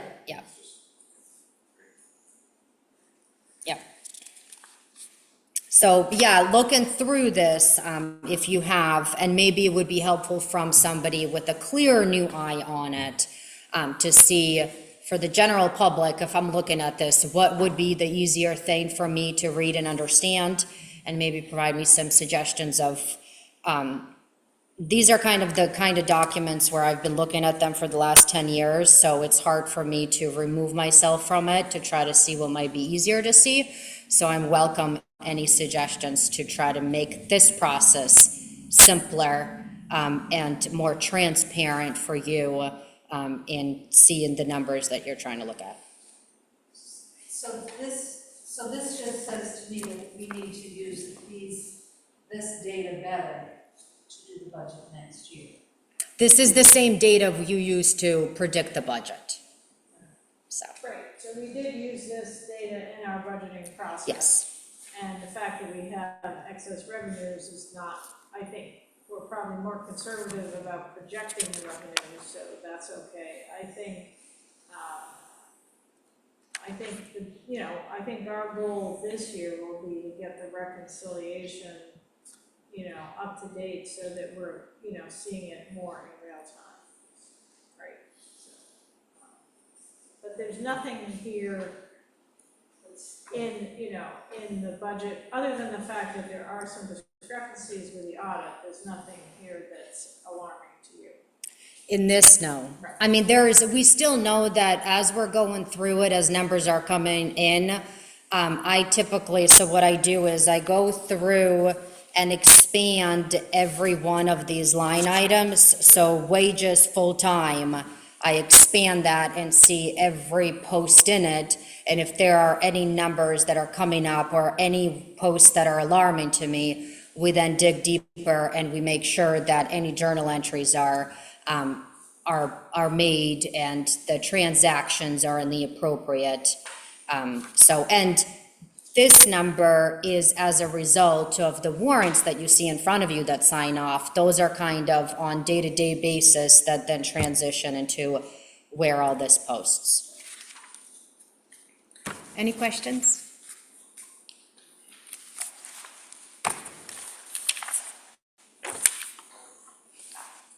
Okay, and so moving on, I don't think we have any committee reports tonight. Nope, those will be all, the committee reports and departmental reports typically will be on the second meeting of each month. With this month, how there is an extra week, it kind of got the departments disoriented, so they'll be getting those to me the last week of the month, which then you'll end up with the first, yeah. And I think just one request that we try to get a departmental report out of the harbor master. Yes. So I think we've had, and the code enforcement officer, I thought it was great. It was a good report. We could provide a much shorter report. It's just that month's activity. You know, I think if we could stay on track monthly, then it could be quite alleviating. Anything else people have on the reports? Okay, so now then we're gonna move on to regular business, and the first two items are the annual municipal appointments and other, I guess there's a reason why we've separated these up that we could explain.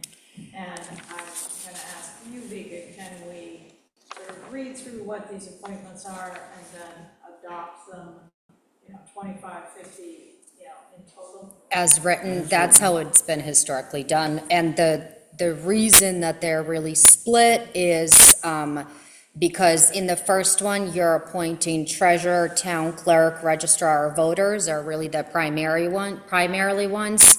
And in the second one, you're appointing the treasurers and the clerk's recommendations of the deputies.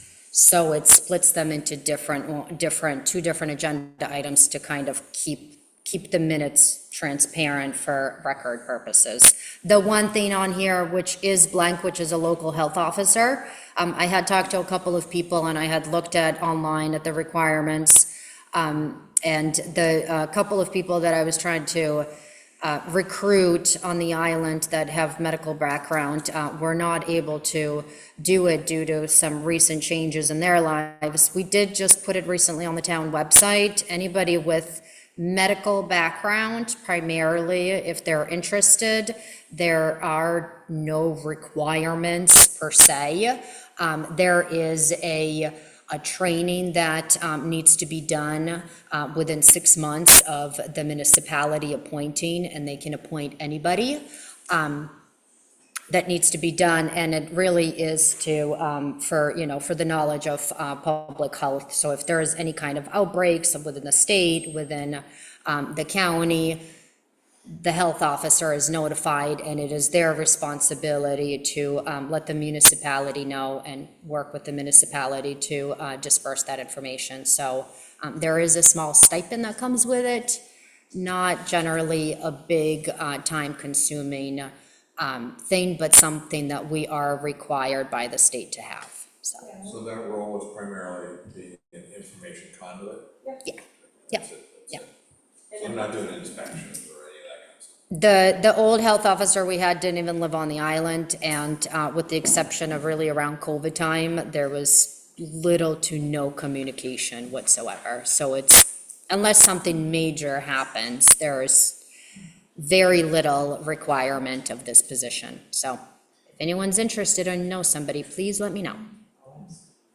Okay, and so I think on item 2550, to make the following municipal appointments, I'm wondering if somebody would like to first read the appointments, and then we can make a motion to,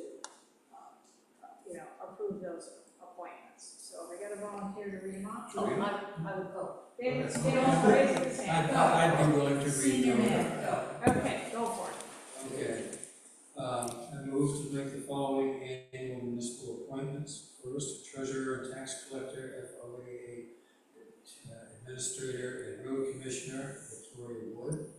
Second, town clerk, register of voters and deputy tax collector, Krista Hayward. Third, general assistance administration, Victoria Wood. Fourth, animal control officer, Stephen Alphon. Fifth, fire chief, Ralph Monroe. Sixth, harbor master and shellfish warden, Gennaro Balzano. I lost count, 8, I think. Tax assessor, David Ledoux and David Kathy Malloy.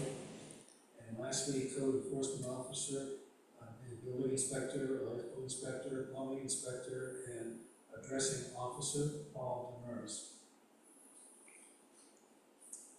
Any second on David's motion? I'll second that.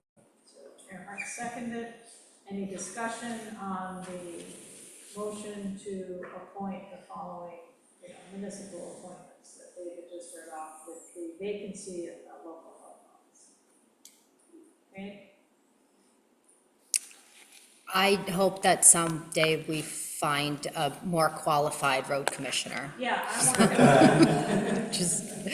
Just wanted to say that. And I think that is one thing we could potentially take off Mika's plate. I am working with a town that has a road commission that I think we can actually, the select board, what I understand from them is that they have transferred the responsibility for managing the roads to this commission, they call it. So instead of, they only have a 3-person select board. And so I think that is something, we have had some interest in people to go that route. Nobody really wants to do it individually, but we could potentially set up a committee. So I think that's where I would like to go. So right now, Vika is the road commissioner, but I do think we should look at it different. And this has been something we've been asking for a while. And the select board did do it for a little bit to get it off my plate.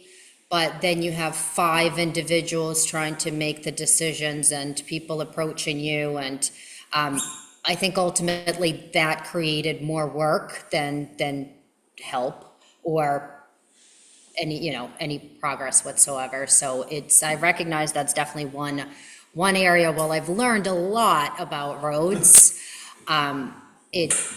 somebody with a little bit more time and knowledge the municipality could benefit from having somebody else do it. Okay, any other comments? Any public comments on the appointments? Okay, all in favor? Good to go. Okay, so Article 2551 to approve the following municipal appointments. So if anybody would like to make a motion? Sure, I'll make a motion. Oh, Earhart, go ahead. 25-051 to approve the following municipal appointments, to approve the treasurer's appointment of Krista Hayward as deputy treasurer, and the town clerk's appointment of Christine Alphon as deputy clerk and deputy registrar of voters. Second from David. Any discussion from the board? Any discussion from the public? You go? All in favor? Great.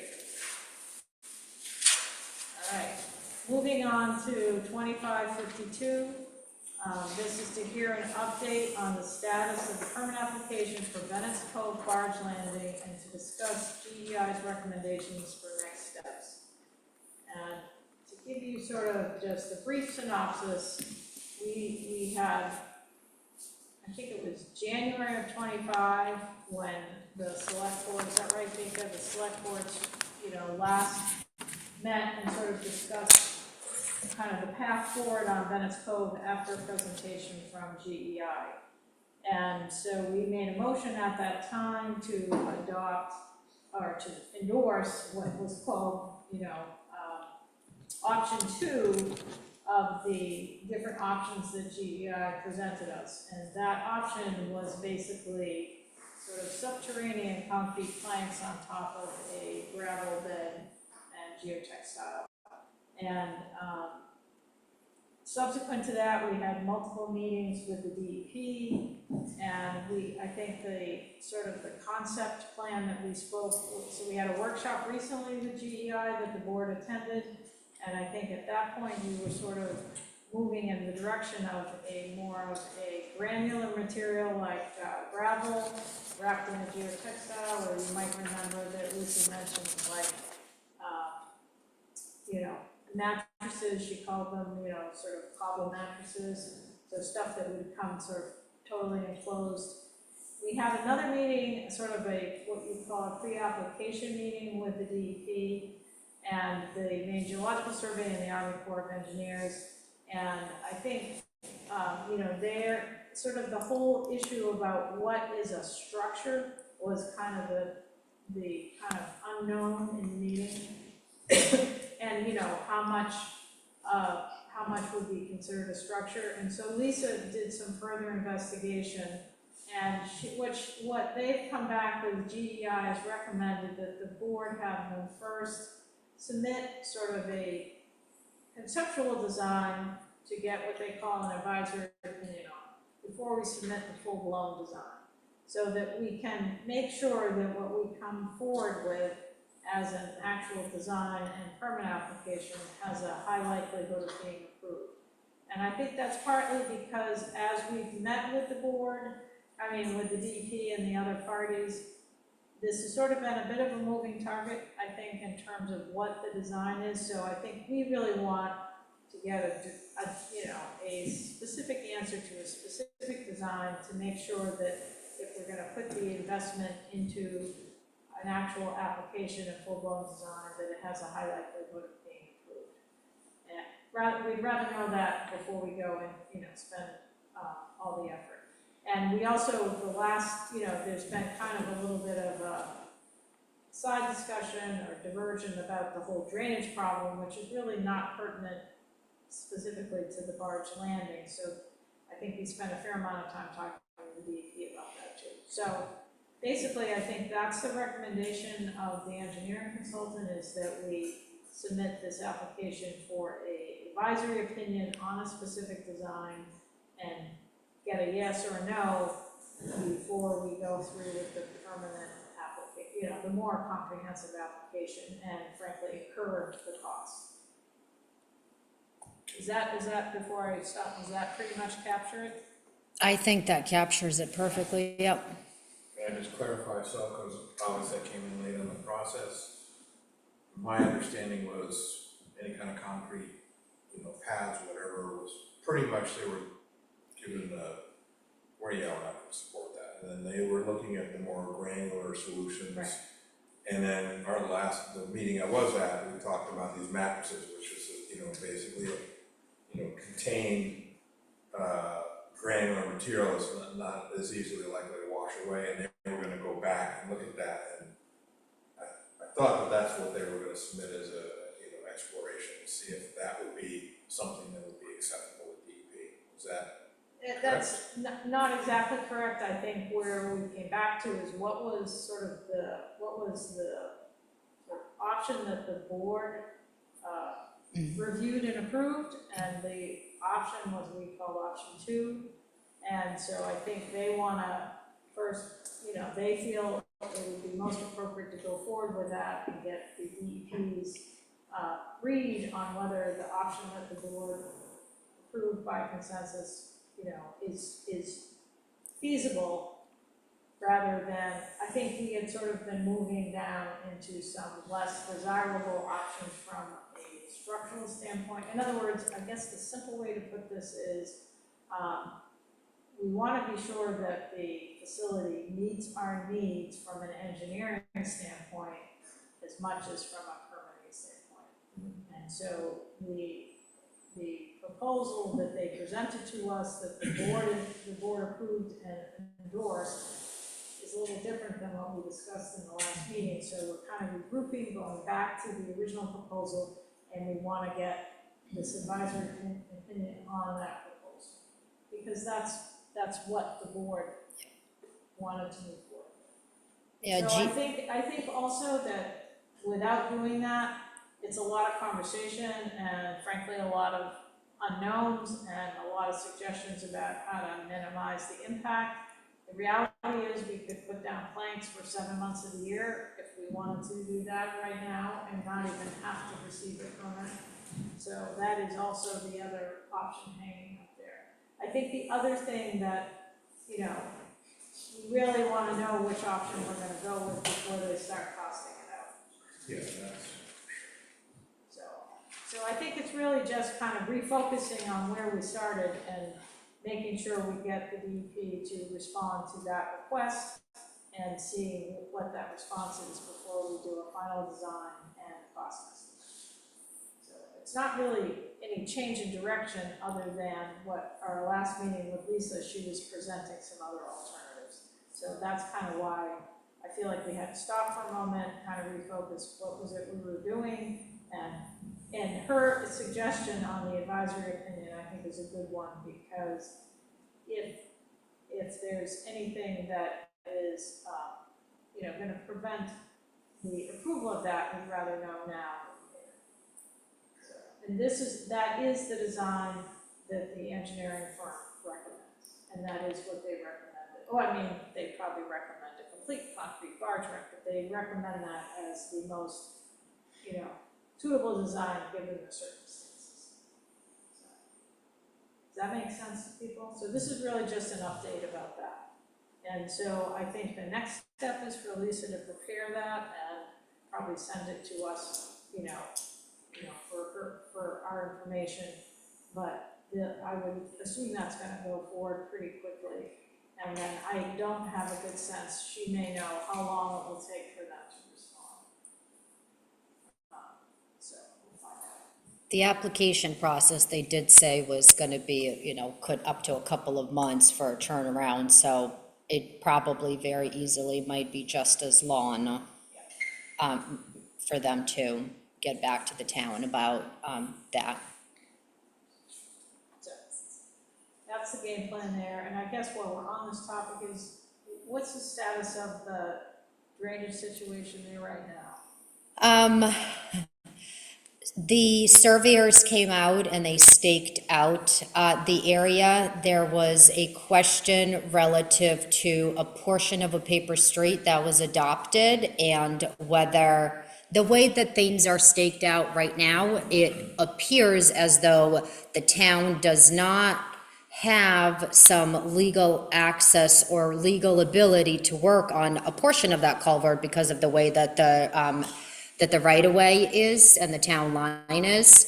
But in that same area, a section of a paper street was adopted, which legally authorizes the town to be able to have that access. Just with how much goes on in that area and making sure that we are following everything by the book, I have reached out several times to the back to the surveyors just to get confirmation that how it gets staked out is or isn't inclusive of that right away or that paper street adoption. I do have, I think, enough information. I need a little bit more clarification from the town attorney relative to whether we need them to come back and actually restake it out, or based on that document, if we're good to go. It's just one of those things that having to get a hold of surveyor and no response for a couple of weeks is unfortunately delaying the process far more than we'd like to. In the meantime, so far the culvert is, since the work that had been done, and the culvert, I believe, unless somebody recently took it out, we had basically a garden hose siphoning any water out of it, and believe it or not, that was actually working enough to not overflow it and cause any more erosion. So that's kind of where the status of that is. But we were told that once we confirm, and I might be a little overcautious here, and just because it is working, I want to be extra careful that we do have the legal right to touch that culvert.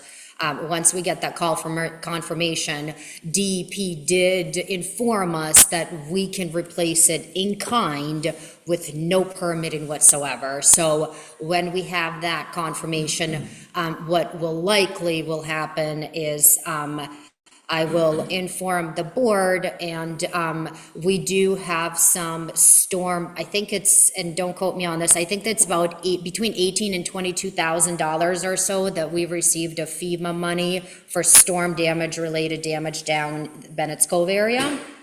And so we can use those funds I think that the best thing would be, instead of having a Public Works Department do it, to contract that out and have somebody else do that and use that money. But once I get a clear answer on that, I will inform you of what that recommended process could look like.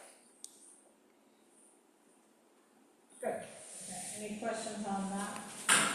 And then, so before, I guess, from the public, any questions on 2552, the Bennett's Cove barge landing?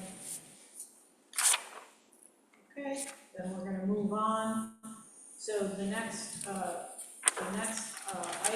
is the 2553, and that's to review and approve design plans prepared by GEI for the town's parking spaces at the top of Brook Road. And then I think you also included the plans and the memo, right? Yep, there was just a little memo in it, kind of providing very brief background as to why this is in front of you.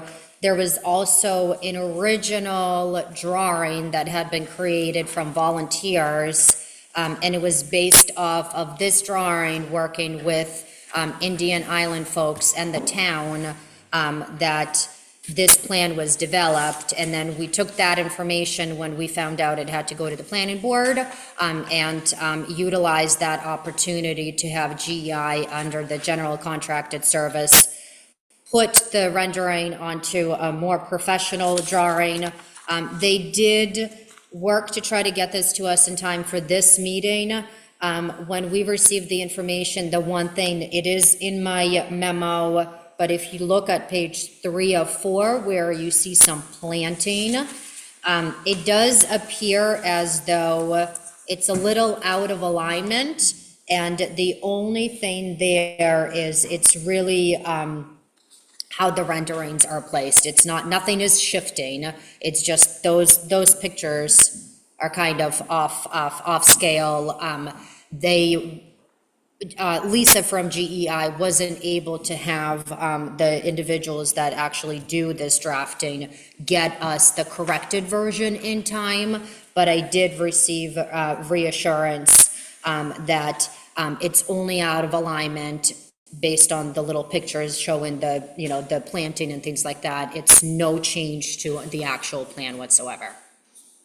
And so at this point, what we just need is approval to move forward with this, so then the town can be assisted by GEI to draft up an application that will go in front of the planning board for this, as well as Jenks if they get passed. And then the planning board ultimately makes the decision based on their process, whether this is sufficient enough to be passed. If passed, then we can proceed with construction, which money has been allocated in a reserve account for this. An engineer was hired for this, so it's just a matter of doing the due process like anybody else would when we found out we had to. And so everybody understands it's a total of 4 parking spaces and sort of, gravel spaces with, I think here it says, sort of a row post fence, and then a vegetative buffer on the back side. And this is 4 parallel spaces along North Road, terminating right before the entrance down to the hook. So the first, this sort of hand-drawn drawing was what we started with, and then GEI was sort of transferring that to these plans. which is an actual survey plan, but I think the parking spaces need to be moved slightly, particularly on the north side. But I think conceptually, I hope that if you feel like it's good enough to conceptually approve, there will be an opportunity to see the plans before they go to the planning board. Yes, the plan, so I did get in email confirmation that conceptually there are no issues. It's literally just misalignment from the aerial image to the drawing, and that there are no structural issues whatsoever. I understand if the board doesn't feel comfortable with that, I do, but the updated or corrected plans would be what would go in front of the planning board. That process would be like any other hearing where we would have to notify all the abutters, we would have to put it in the newspaper, and the abutters would have an opportunity to come and share their input, which I know that the communications from the folks that we worked with through Indian Island, they're aware that this process is going to be taking place, and they're just waiting to see when that hearing is going to be. And I should mention, I think it's in Indica's memo, but it was only recently discovered that we had to go through the planning board for this process originally, and it could have happened. The upgrades were going to be just installed. And then our code enforcement officer alerted us to the fact that it needed to have planning board review. So, yep. When I was looking at page 3 or 4, I really like the idea of the post with the ropes, but I don't see it mentioned. Yeah, it's on there, because I had read it on If you there. look on page 3 or 4, the note at the, so the note furthest to the right at the top. Oh, just up in the, okay, but not in the, okay. Yeah, both of the, you know, the sort of two separate little mini lots, those will both be surrounded by a rope and post fence. And that was something that came up in the workshop with GEI, sort of as a pretty,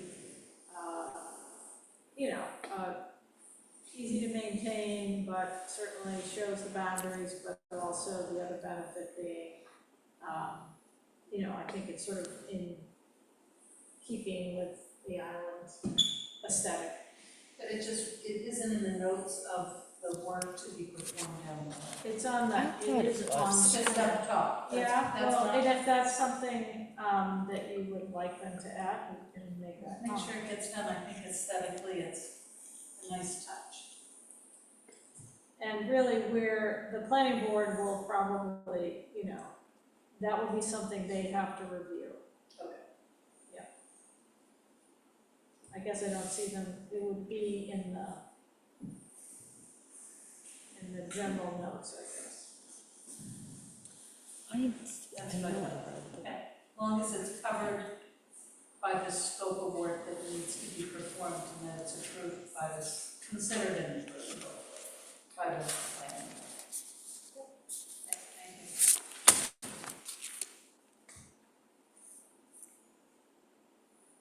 you. And I think part of the, is it the goal to get it to the August planning board meeting, or is that not?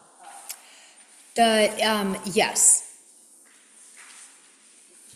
So I think in order to have enough time to notify everybody and all that jazz, you know, it's fine if the board wants to wait until the next meeting to see an updated plan, but if we do that, we won't make the August planning board meeting, it would be, you know, following month.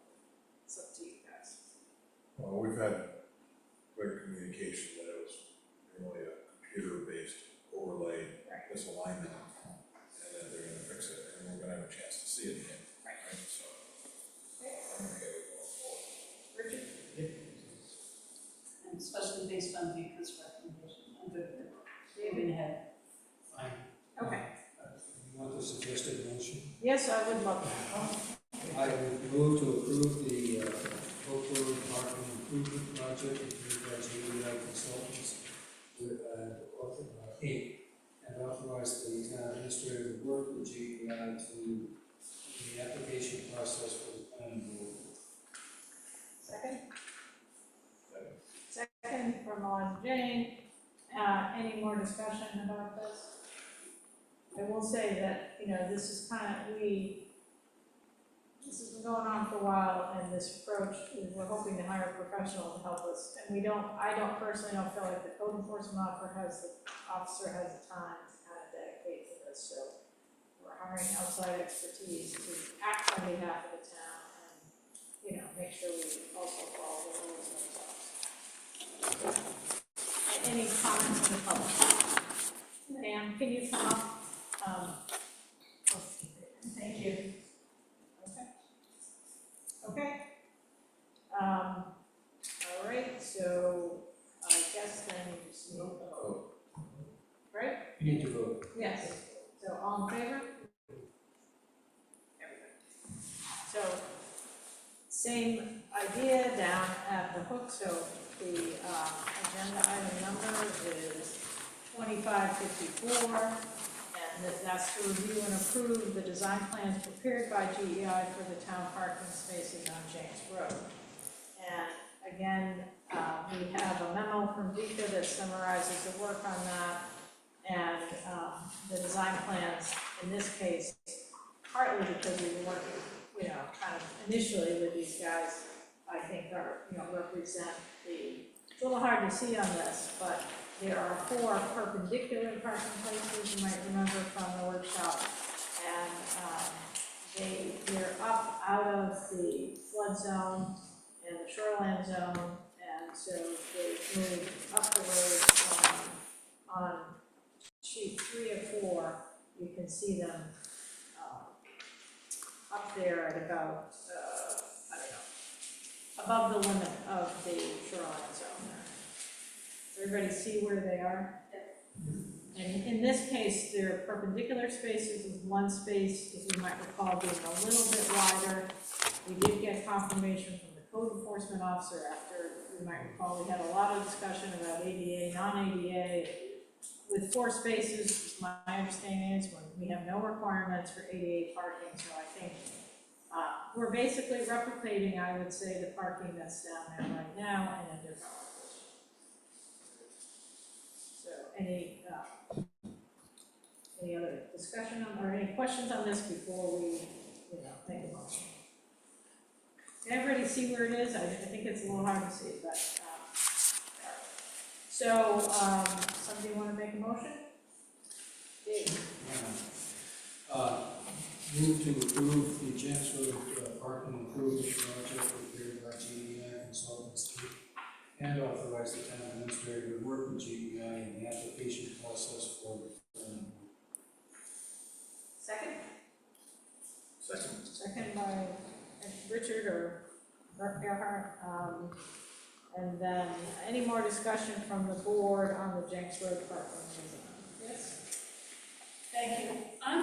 I'm going to vote not in favor of it, because in looking at this after our meeting, where I think that listening to the neighbors and their concerns is very important, and I don't want to be disrespectful about this, but in thinking about the fact that we're providing parking both for commercial fishermen and for people to enjoy that area, I'm concerned that the 4 spots won't be enough. I also, a second point is we have an island fellow coming, and one of their primary duties will begin with public access to shore. So having just those 4 spots seems limiting. I want to go on the record to say that. I don't want to be disrespectful to the process or disrespectful to the wishes of the abutters, because I think that needs to be a consideration. But I think our community in the future having more generous access with parking is very important. So I'm going to vote no for that reason. David? I have a question. Does the current design include adding another 2-4 parking spaces? No, I don't think so. I don't see a problem with, That's fine. if the need arises, we can add some more spaces.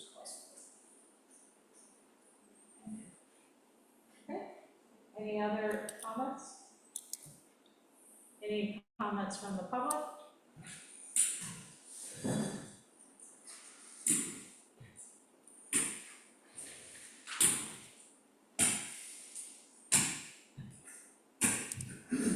was at that workshop and I wondered if you could clarify whether you determined where the overflow parking would take place.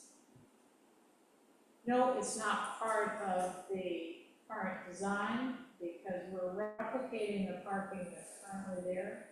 And so I don't, I think it's still same as today's conditions, so I do think it would be a good idea to figure that out as part of this, but I don't think it affects this particular design. As I was getting ready to ask the question, I was thinking about the parking ordinance, that there's no on-road parking, I believe. Is that true? It is true. Which, is kind of problematic. So I think we may have to look at our parking ordinance. I will say it's sort of the same situation for the other parking space, in that we often, even today, we have more spaces, more cars and spaces. So I think we should deal with that problem more globally in terms, but it's a good point, Jackie, that we should probably consider the overflow parking. I think that What did you say? we should probably consider where we would prefer to have the overflow parking. We're gonna have the same issue with the. Yeah, it's the same problem with the I think that's probably gonna be a discussion part of the application process, because that is gonna be a question the planning board will ask. And so I suspect through the application process, something will have to be commented or made about where the suggested overflow might or needs to go. But this is specific to kind of in-kind replacing what you're going to eventually forfeit, similar to exactly what happened down at the Hook. These are replacing what was given up. Yeah. So that is a condition the planning board could opt to put on it if they want. So any more comments? Yeah? Mike McKee, 107 Cottage Road. I'd just like to point out that this is the second instance now where we are severely restricting access to a beach from those who are not well ambulatory, right? So we've taken the hook away. People can't park, a lot of our citizens can't park up there, walk all the way down to enjoy the beach like they used to. Now on Jenks Roads, we're moving that parking up out of the shoreline zone, up the hill. Is the plan to do this for every beach, or are we gonna eventually leave some access? So please consider that for the elderly citizens on the side. So do you want to respond to that? Right, I absolutely agree, and I will say, I agree with moving this parking out of this protected area because of the damage that's been caused there with the parking. And I think that's one of the reasons why we have a fellow coming who is tasked with public access to shore. So looking at what are the access points do we have? Because I remember a time when down at the Hook, we had a ramp, it was easy to park, and within 2 years that was gone. So how do we, you're absolutely right, how do we preserve access to our beaches for people who have ambulatory needs, and it needs to be for all of our citizens. So this is, it's not possible because of the geography, but we certainly have locations that we really can work on with that geography. And I will say at the workshop we had about these two locations, we did, mention the fact that the town owns Chandler's Beach and the upland area, so we have control over that. I think it was Vika's suggestion that we really focus on providing, access for people with limited mobility to that beach, because we can, we have a lot of control over the upland property. One of the challenges with these two other locations is it's not public property, it's private property. And particularly the Hook, this is an agreement that was reached with the private property owners to still maintain public access to private property that has a conservation easement. From what I understand, and I haven't looked at it yet, I don't know if it's the land trust or the the property owners have an application into the planning board for boardwalks or some kind of public access to the hook. I have no idea if that's gonna accommodate, any type of, access beyond just foot traffic or whether, so that's something that, you can look at those plans. They're gonna come before the planning board, and that could be a comment or a suggestion that you make. So, I think that's where, that's not the town's project, that's a private project between the property owners and the land trust, and it would, if it's of interest to maintain access to people with limited mobility, that would be a good time to bring that up. Okay, 2 down, 2 beaches down. Thank you. Okay, and so I think that before we leave that, we do need a motion, A vote. vote on that. So, David, you read the motion, and so now can I have a show of hands who in favor of the Jenks Rose parking plan? All opposed?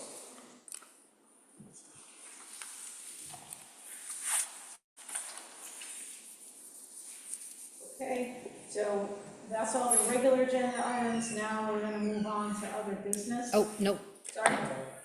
we've Oh, got yeah. one more. Sorry, one more, and we won't spend too much time on this, but I kind of put it on the agenda because, so item 2555 is to discuss whether the town should initiate exploration of remote parking options on Shabik that could help alleviate parking congestion. And the reason I put this on the agenda is because we will be having a parking workshop in August, and I just wanted a sense of the board, so that if we do, I didn't want one of us standing up in public and saying, well, this is what we think should happen without us at least discussing it first. So it's really, we're not taking any action on this, I just wanted to get, sort of a sense. I will say that as you might recall, I offered to check in with John Comlosi, who made an offer to the town for some property that he has that could be used as a remote parking area. And just to get some clarity from him, his vision of how that would work is that the town would lease the property and make improvements to the property from him, and that he would not operate it or manage it in any way. So it really would be solely a town project on leased property that he would provide. And the property he was offering is the property that's between the Slowbell and his field, that property between North and South Roads. So, and then there has been discussions in the past about other town-owned properties. Yeah, like the town owns the property across from the public safety building. Someday we may have a new fire department over there, so there was some discussion about, well, maybe we could clear a portion of that land and offer some remote parking there. This also came up because we did issue some parking tickets to a company that had left a vehicle down, or a truck down at Dennis, and they made the complaint that there's no place public to leave a vehicle. So anyway, I think it's something that I just wanted to get some idea from, where people are at about the possibility of, providing some remote parking away from the shore that could be used, I think, in particular by contractors who often have big vehicles, and, that's been, I think, a major issue with the parking issues at the Stone Pier. So, I guess why don't we just go down the board and I'd like to hear what people have to say. For me, it's sort of a no-brainer to explore options to anything we can do to relieve parking congestion. Particularly for the property owners, certainly year-round people and the summer owners, anything we do to relieve that. And obviously, every day you come over, you see more, it seems like more and more contractors coming. So if there was some space that we could offer them where they would have to shut themselves, or however we want to do it, where they could put their vehicles, I think that would be great. It's worth exploring. And do you have, we have different routes we could go. We could put an RFP out for a remote parking lot, or we could pursue it as a town-owned property, you know, and pursue it that way. Any thoughts on that either way? Whether the town it's town-owned property, or whether we're gonna ask a private party to develop a remote parking lot. Well, I mean, if we have town on property that we're not otherwise using for something, or planning to use for something, to me, that makes the most sense, because we have the most control over it. I mean, otherwise, we're maybe adding expenditures that are unnecessary to us, but I think at this point, this early, any and all options should be looked at. Yeah, I tend to agree. Ideally, it'd be best if it was town-owned property, it's probably less messy that way. I'm not a big fan of shuttle buses, if it all can, because that's, in my mind, it's a huge expense. But if that's one of the solutions, maybe on a limited shuttle bus basis, times a day, that would be good. But yeah, you need to come up with some other parking. Well, I think just even like contractors, they can work for themselves to, like, you know, okay, maybe you leave one car at the beginning of the day and, you know, at the stone pier, and everything else goes up to the remote lot. Somebody does the shuttle, they do it internally. I mean, that would be my ideal. Let them handle it. Okay, we'll give you the space. You can't park here, you need to park there. You figure it out.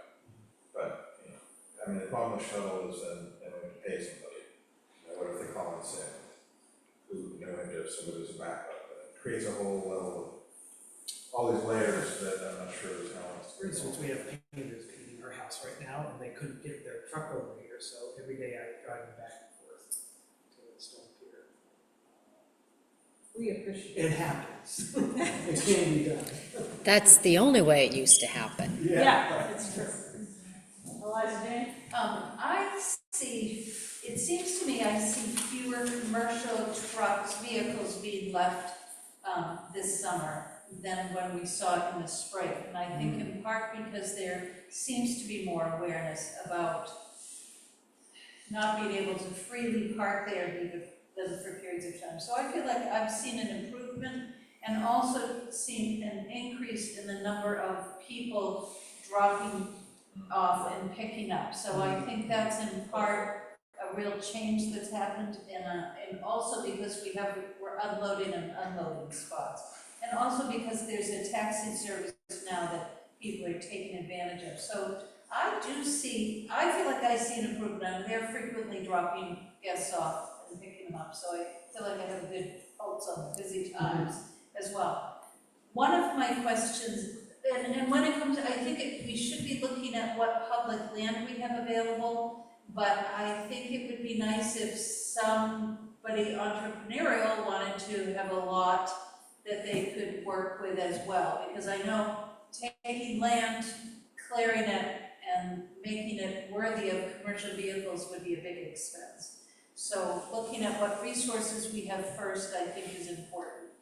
Second point I want to make is I know we have funds for making improvements to the Wharf Road, and with that improvement, that would improve some of our parking. I'm not asking about doing the whole big ideas that have been floated around, but if we could safely make those improvements to Wharf Road so that when vehicles are parked and two cars are parking, you don't have to drive off the asphalt. I think that would be such a big improvement in safety, as well as it would have some impact on parking capacity. Because I know when people are parking on the side of the road, you have to have two wheels off the asphalt, and it gets a little sketchy to park efficiently. So I would like to inquire, what is the status? How can we move ahead with that project? And I think that would be welcomed by the public as making good improvements to that area. So, just so I understand, in terms of remote parking, what's your, how would you prioritize it, or I get the sense you don't think it's an urgent need.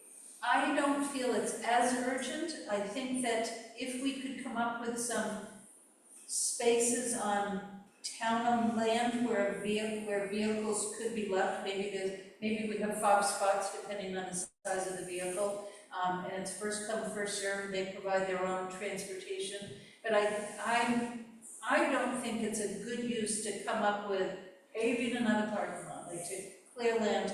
I think that we have some other creative solutions, and my case in point is, we've seen an improvement of people using the shoveling each other or using other means of reducing the traffic and parking down there, that we've seen that improvement this year in fewer commercial vehicles.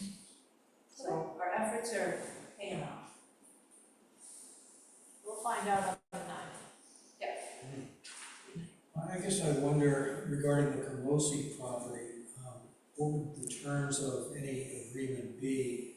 And what happens if the property were to change hands and the parking would go away? That would be So that'd be part of our exploration. Yeah, I think we would need more exploration as far as exactly what our rights would be as the town. But I agree that something has to be done, and if we can do something that's of a more of a joint effort among the people who are using the parking area as opposed to another parking lot, I think that's a better solution. Okay. So I think when we get to the public meeting on the 9th, I would say, you know, it sounds like, to me, the consensus is maybe trying to find some town-owned property that could be used for additional parking, would be the way to go.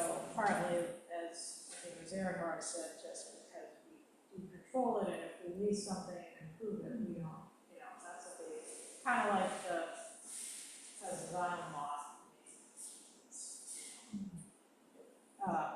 But I think that it's something that I might be inclined to put on the agenda for the discussion on the 9th. And I was just curious, I mean, do people feel like it's worthwhile to raise that topic and see what the public thinks? I think the public's gonna raise it. Right. Because I've heard it from a number of people about shuttle bus, and, you know, not parking on, you know, Stone Pier Road, or reducing the parking there and shuttling people, and, you know, I'm not, obviously people have opinions, and I don't mean to denigrate those opinions anyway, but there's a whole lot of expense and complexity that involves, so I think we're gonna hear it anyway, so I think we should be looking at all options, managing what we have better, improving what we have better, but also looking for the future, you know, increasing options, and it doesn't hurt to look, right? So, and I think what I did hear though is that people are, you know, might be interested in providing real estate space, but not managing a parking lot in terms of transport tax. Right. That's beyond where we want to. Okay.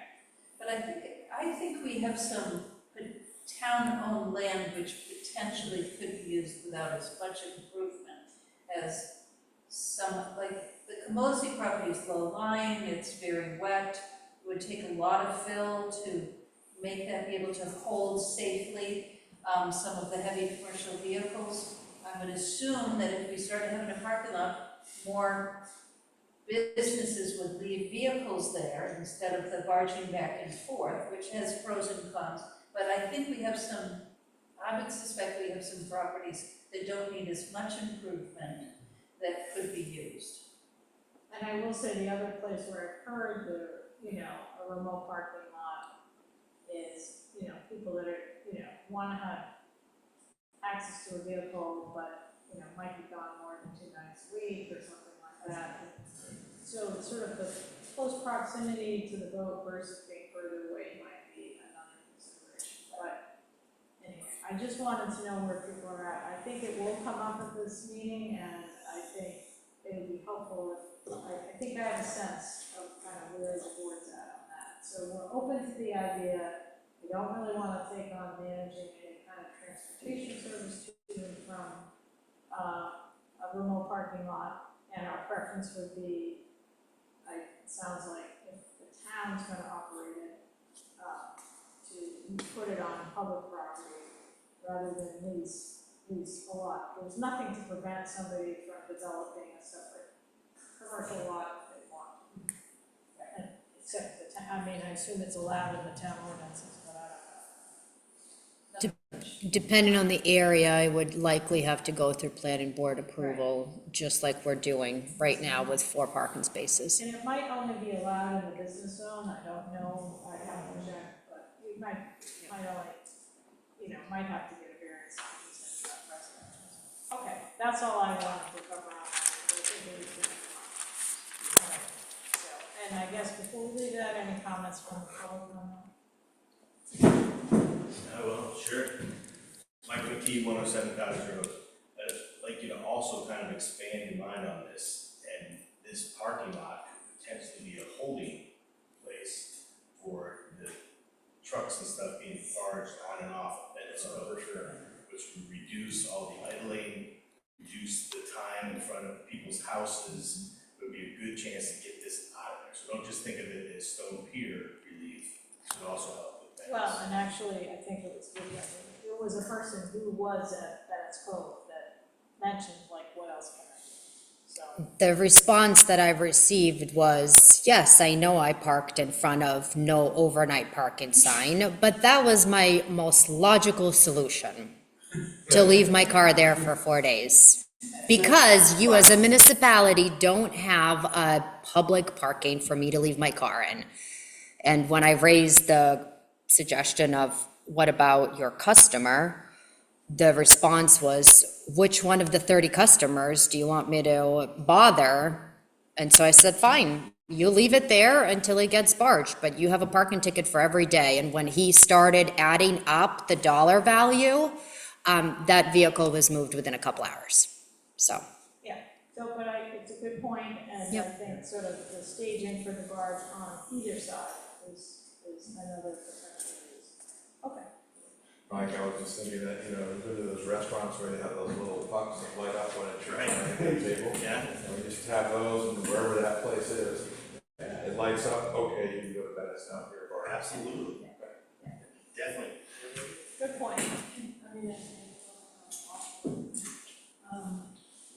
I keep forgetting, but, I yeah, have identify yourself. Ursula King, 34 Caps Road.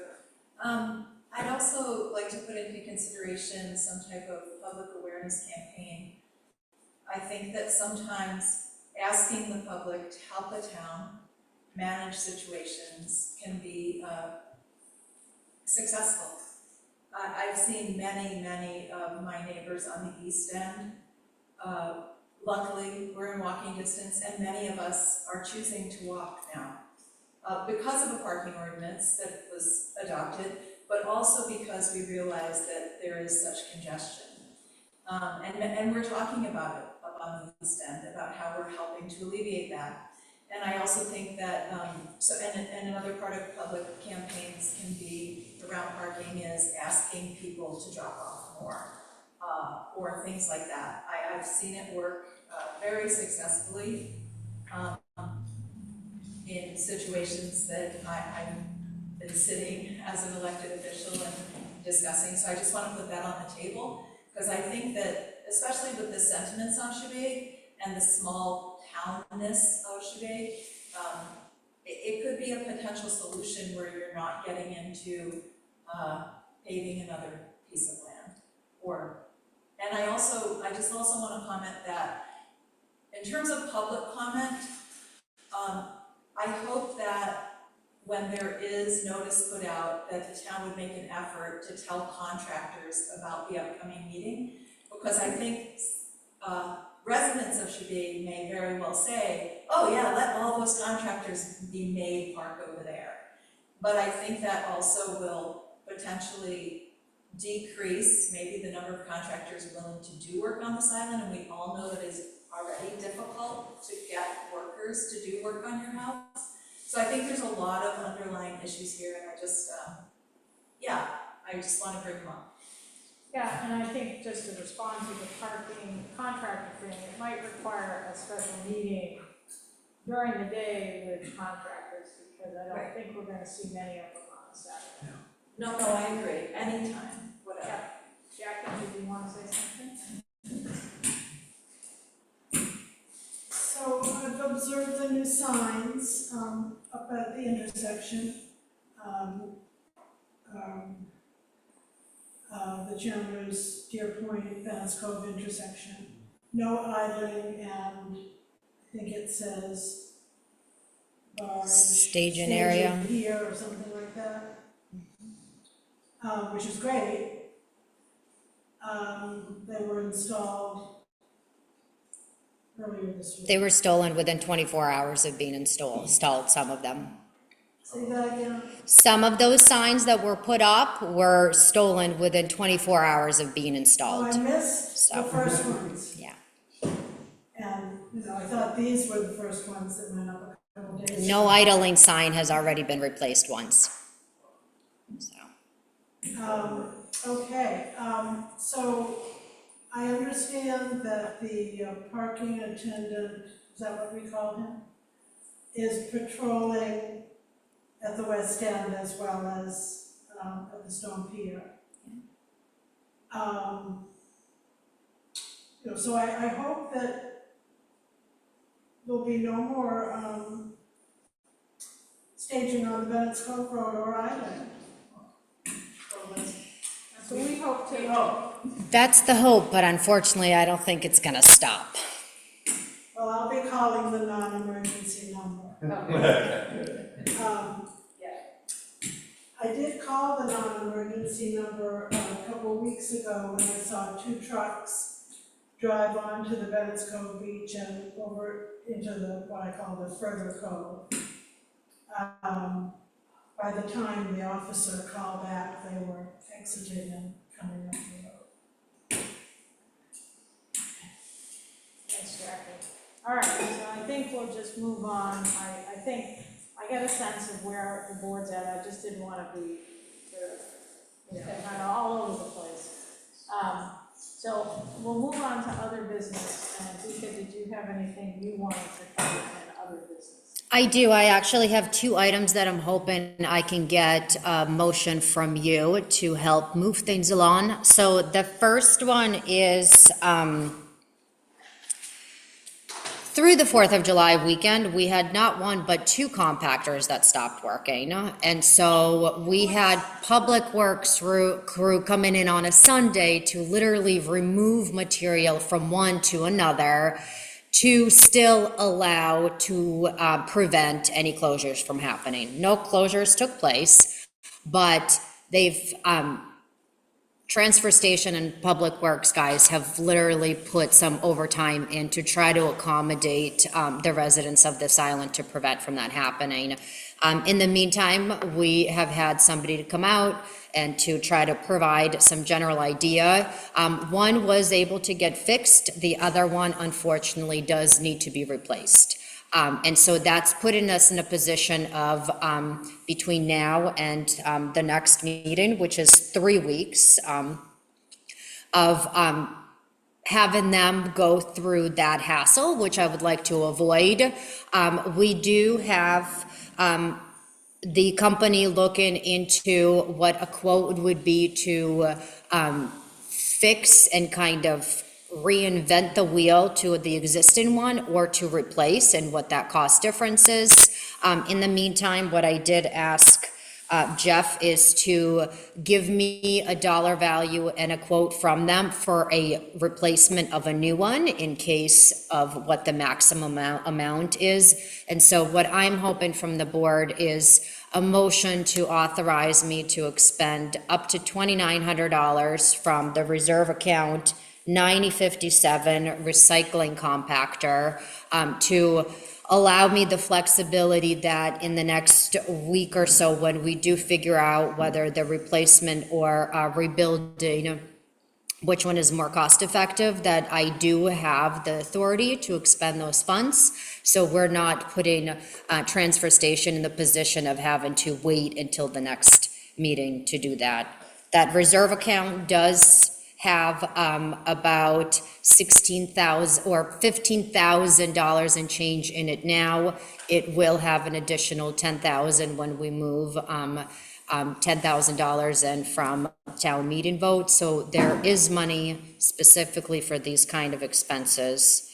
And I hope that you could support and allow that motion so we can get that fixed. and the amount you're asking for is $2,900, which would be the cost of a new one. So roundabout. that would be the highest dollar value, potentially even be a number of $100 less than that, but Probably round it up to 3,000, yeah, for a little extra base. In case the tariffs kick in. so it's account 9057, a recycling compactor. Does anybody wanna make a motion? I'll make a pitch. I'd like to make a motion to, Authorize the the town administrator. administrator to expend an amount up to $3,000 out of account number 957 for the repair and or replacement of the compactor of the, is it the cardboard machine? 'Cause we don't have to Just say- compactor, Just yeah, compactor. that's fine. Okay. Second from David. Any discussion? Or any discussion from the public? All in favor? Thank you. So Jeff will appreciate that. So the other thing is, I did forward you today, it was what it is it's a professional service agreement between the town and GMRI. And Carol definitely has played an involvement in this. What this is, it's an agreement between Shebig and GMRI for community conversation on Little Diamond, and this is part of the Shore and Harbor Planning Grant, which the goal was to work with communities of Shebig, Lawn, Little Diamond, Gray Diamond, and have a better understanding of mitigation and erosion efforts. Long Island, I believe, held their meeting, or is holding their meeting this week. Shebig, and so this is part of the grant process, and the reason that it's under Shebig is because Shebig was the contractor holder on this grant, so we're keeping track of the grant. This contract and the expenses from this would come directly out of the grant. It wouldn't be town of Shebig expenses to cover a presentation on another island. And so I'm just, once again, it's not anything major or controversial. It's funds coming out of grant funds, but I do need authority to authorize the town administrator to sign the professional services between town of Shebig and GMRI as stated on the July 14th agreement, so they can proceed and continue to plan the process. So do I have a motion? That was a lot of verbiage. To authorize the town administrator to sign the professional services agreement between town of Shebig Island and GMRI as dated on July 14th, 2025. So moved. Second? Any discussion? Any comments from the public, questions?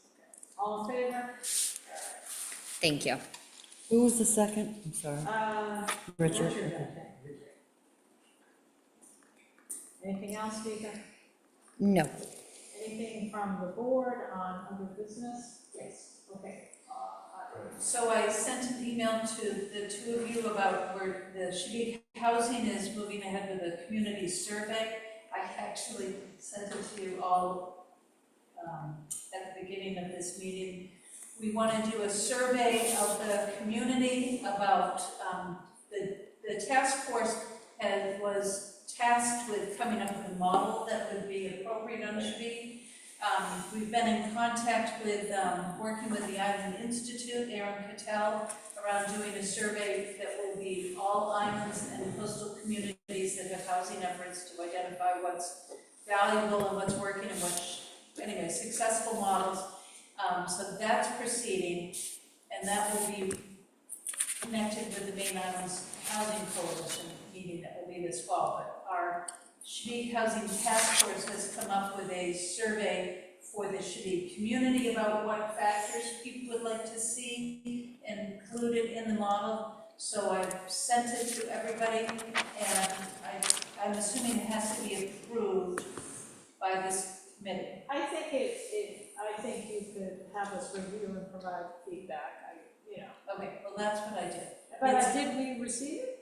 No, I actually sent it at the beginning of this meeting, Oh, I a see. link to it. And what I did send is our Google Doc of it that all of us on the task force have been working on. It is entered into SurveyMonkey, but it's really not, there need to be some final edits in it. I think the final edits are mostly grammatical and cosmetic. So I can send that to all of you as it is on the SurveyMonkey at this time. But just know it's not the final one. Our plan, we will identify when it is open. I think we're looking at 2 or 3 weeks, and then we'll need a week to analyze the results and then present it to the community. So it's a timeline we'd like to stick to. So you'd like to review and use feedback? But does it need to be approved by the select board, or can you all? I think, we've done this, we usually have the select board look at it. I think normally we might have suggested edits or comments, particularly on the language occasionally, but I don't know if it formally needs to be reviewed. If it falls within a scope of work as what the committee guidelines are, then select board or board recommendations are okay, but if you're at any way stepping outside of what those original guidelines are, then you would need select board approval. So without looking at it, that's the best way I could present it. I need you to look at it for that reason, and I was very aware of the purpose of the task force and staying within that scope for the survey. And by the way, I think we have a fabulous mission statement about it, which is on the survey. I would share it with you if you want, but you can just take my word and take a look at it. So as long as, I think what Vicky was saying, as long as we have surveys in the scope of the charge of the committee, or, Right. then you're good. If not, we should probably approve it. But I would appreciate sending it to the board and making sure there's nothing that gives people heartburn. And I think we did make a few changes, for example, to the previous survey, but nothing substantive. So I can send everybody the SurveyMonkey link, even though we're still, I know that there's a little bit of polishing that needs to be done, because I haven't had my favorite second set of eyes looking at the grammar, or whatever. But it's your choice when you want to send it to us. I'll do it tonight. So if you could give me, but do we then need to wait 3 weeks for the next meeting, or can that be happening through? Assuming that it's in your purview, I think we can provide you our feedback on it. If the board member has a real concern, that they can contact me and we can take it from there. Okay, thank you, Carol. Okay, other business, I think I heard that. Yeah, so if you've been over Buzzards Edge and recently, you notice we have on the public floor, we have a very squeaky ramp. It's making a lot of noise. In fact, I don't know how the neighbors are dealing with it, but, so today I was over there waiting for the vote, so I decided to walk down there. I was like, can oil? Come on, this can't be that hard to fix. I walked down the bottom of the ramp and looked underneath to see what was going on, and there were 2 problems. One, the wheels are no longer round. They're round except for the bottom, which is flat, so they don't really roll. But the bigger problem is the one that's closest to should be is actually broken through the float. So the board that it sits on is broken. So it's, sitting in that, which is probably the other reason why it's making a lot of noise, is because it's not really rolling back and forth very well. And that should be fixed. Whose purview that is, but. So, Karen had asked me about this, and I'm not sure exactly what the process is right now in terms of marine infrastructure repairs. Is it something the town is managing, public works crew, or does it go to custom folks? So what the select board had adopted was to removal and working of the floats to be subcontracted. So with this, what I would do is I would let Public Works know. They would go over there, they would look at it. If they could fix it, they will. If they don't feel comfortable fixing it, then we will contact somebody above them to fix it. That's kind of the steps that we would take. And I mean, they've fixed a few other small things on some of the old floats on Shabig. There were a couple of boards that somebody texted me that were broken and they fixed them. So they're very reactive, but they'll also be very honest if they say this is above our means, in which case there is allocations in the public works for marine supplies or marine contracted services where we would have somebody else do that. That obviously would probably extend the process of how long it would take to fix, so. So that's the you'll reach out to them. Yeah. Okay. Anything else on other business? All right, moving on to communications. So Vika, did you have anything on communications? Just a couple of things. So the town did receive a public notice of intent to file. It just came in. And what this is it's intent to file NERPA PBR, which is what the kind of the process that we are trying to go through with DEP, more or less. And it's for 17 Willow Street. And this is the old Markdale home that is now owned by John and Monica Rogers. And what this is, it's basically informing the town that the application will be filed for public inspection, and a copy of the application may be seen at the municipality. We have not received that application yet, but we did receive this notice, which I suspect other people, abutters, will be receiving this notice, so I wanted to mention it under communications, that this will be filed on or around July 11th. And then the abutter, and what it is it's for repair of an existing pipe that was damaged during storm events, so. The other communication that I wanted to mention was I did have a brief meeting with a gentleman from JP Cog who was basically, they had reached out and they have some mitigation funds that are still available through FEMA. And so I communicated with him about some of our projects that could or couldn't be applicable. Jenks Road construction of the parking is a prime example of something like that.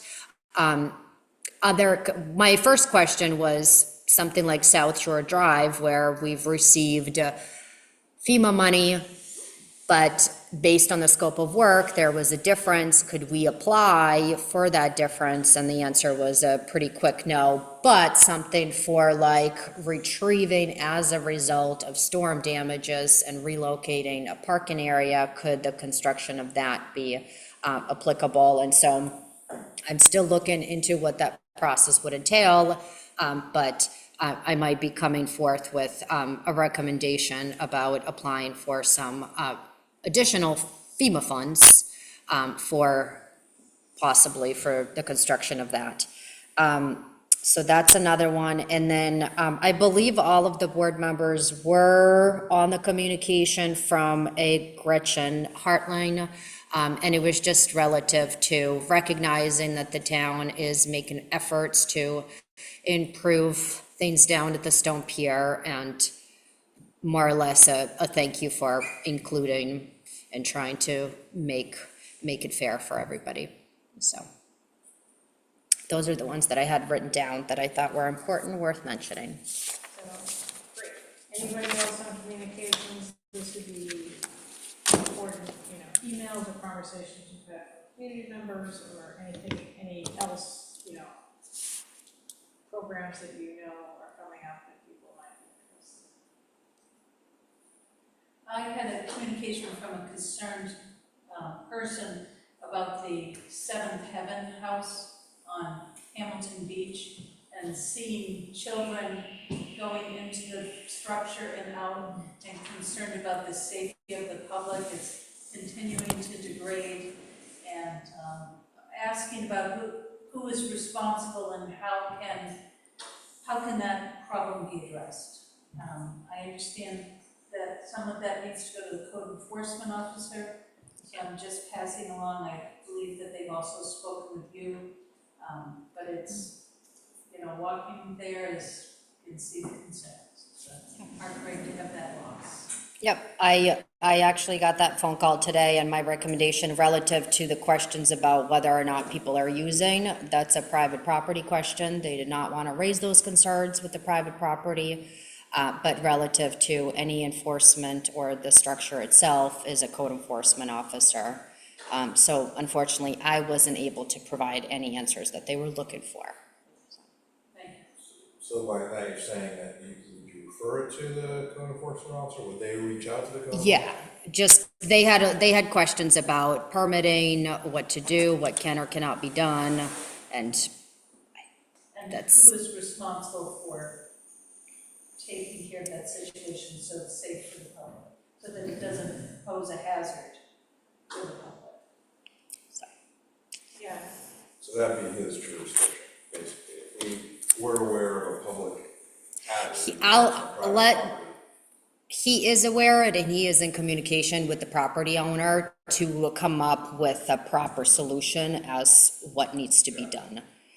I will say the board does have responsibility in sort of hazards on private property, and we can take action. So for example, an abandoned house that's a hazard can be, what? An abandoned house that's presenting a hazard, similar to what's on the beach, but it's quite a process we have to go through as a board. It's come up previously. It's come up, and the town attorney previously has been involved in these discussions, and the advice that was received at the point is if you're due into one, recognize that there's probably more than one, and do the due diligence, and don't single out one without taking care of all of them. There are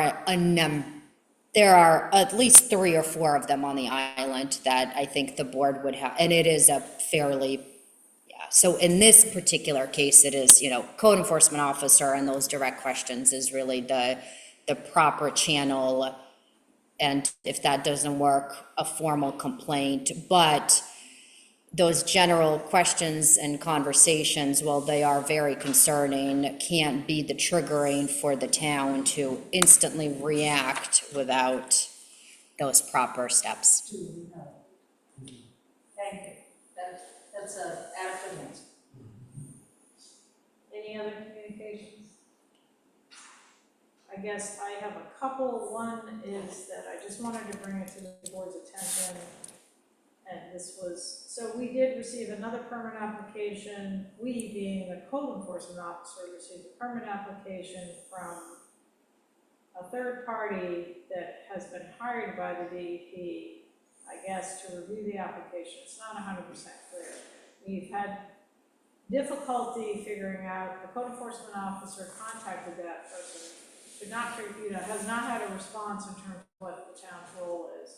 So I think the next step, he's on vacation, I think, this week, but I think the next step, I really am gonna ask the department with your support, the DEP, I think we need a meeting with them to really kind of formalize what this communication process is, because they're sending these applications to Paul. He's not the town, and they're not a CEO responsibility. So and also because he's only here 1 day a week, he might not see them for a while. So I'd like to set up a different kind of communication process with the town. And it is kind of confusing because they're coming from very, different directions, whereas this one probably came, I don't know, did it come from a consultant or did it come from a property owner, the one you just mentioned?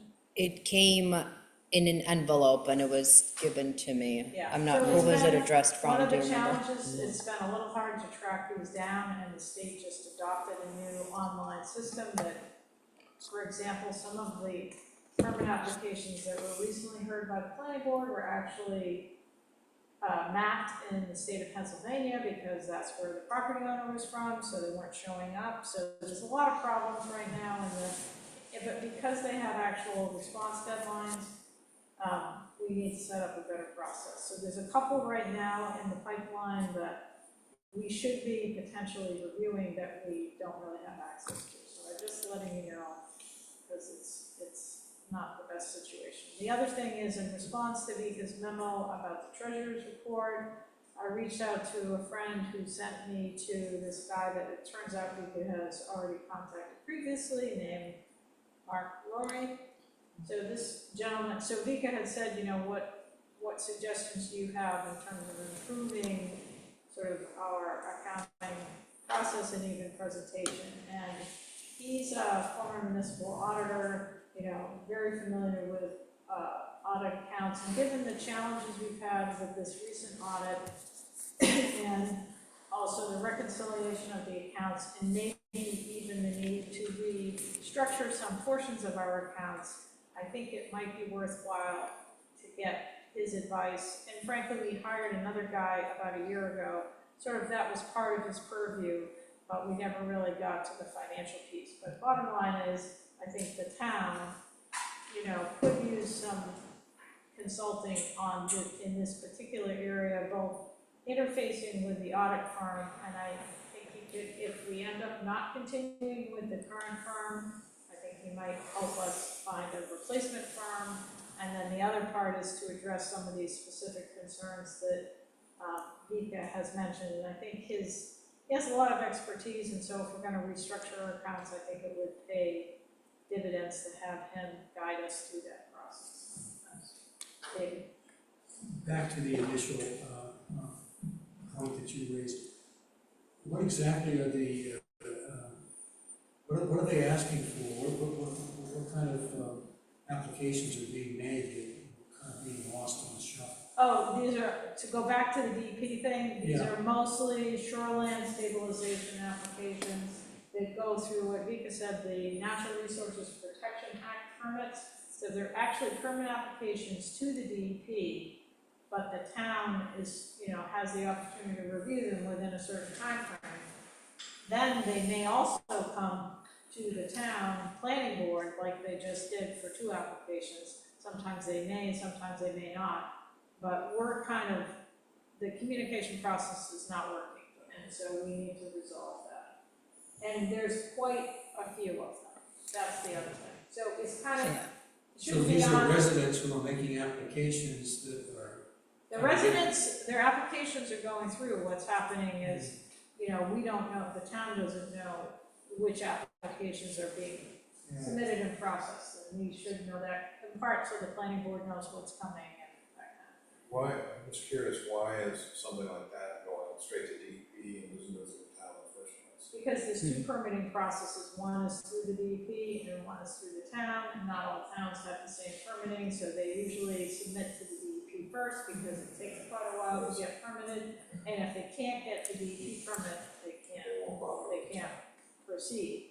The other thing is the DEP's NERPA rules have just changed literally like a month ago, and so some of the notification processes have changed and some other things. So I'd say it's a system in flux that's not working very well, and because we have so many applications, we need to reach out to them and get a better system going. It's hard for the municipality to know what kind of work could potentially be taking place within the shore that is really out of sometimes town's control and altogether. And the thing is, we don't know what we don't know. Yeah. So that's the challenge. So at the very least, a courtesy notification that needs to have an application. We could request from DEP to say, you know, that you would notify us when you receive an application. When we went through, so the 2 applications that the planning board just heard,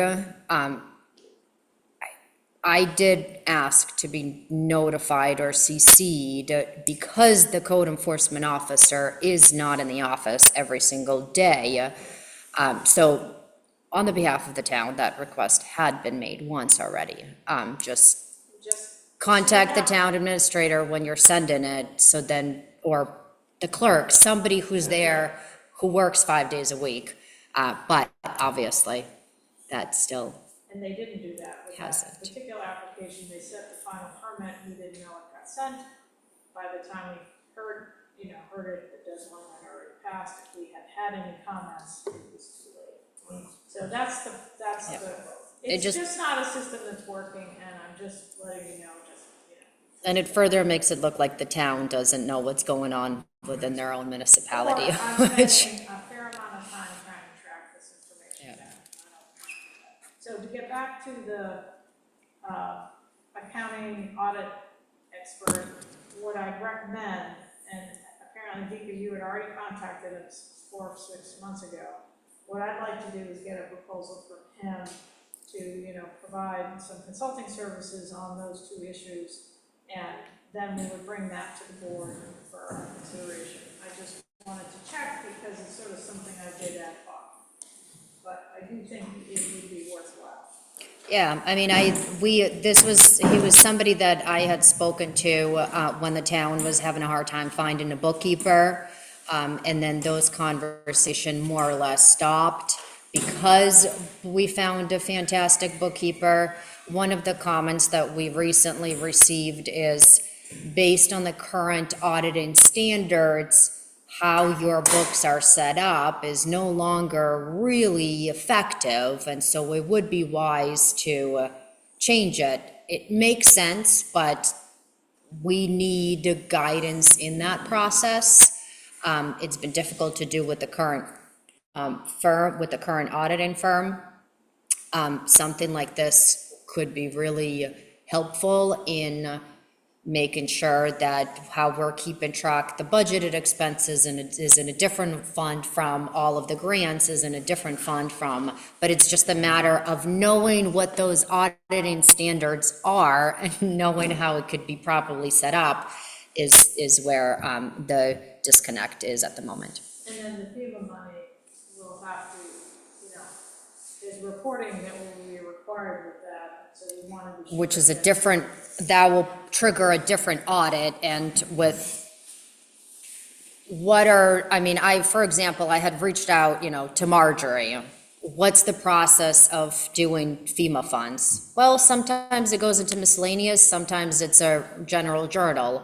But with this amount of money, for example, had I put it into miscellaneous revenue in June when we received it, at the end of June 30th, that miscellaneous revenue is no longer applicable for us to be used in the current, because you said that that's miscellaneous income.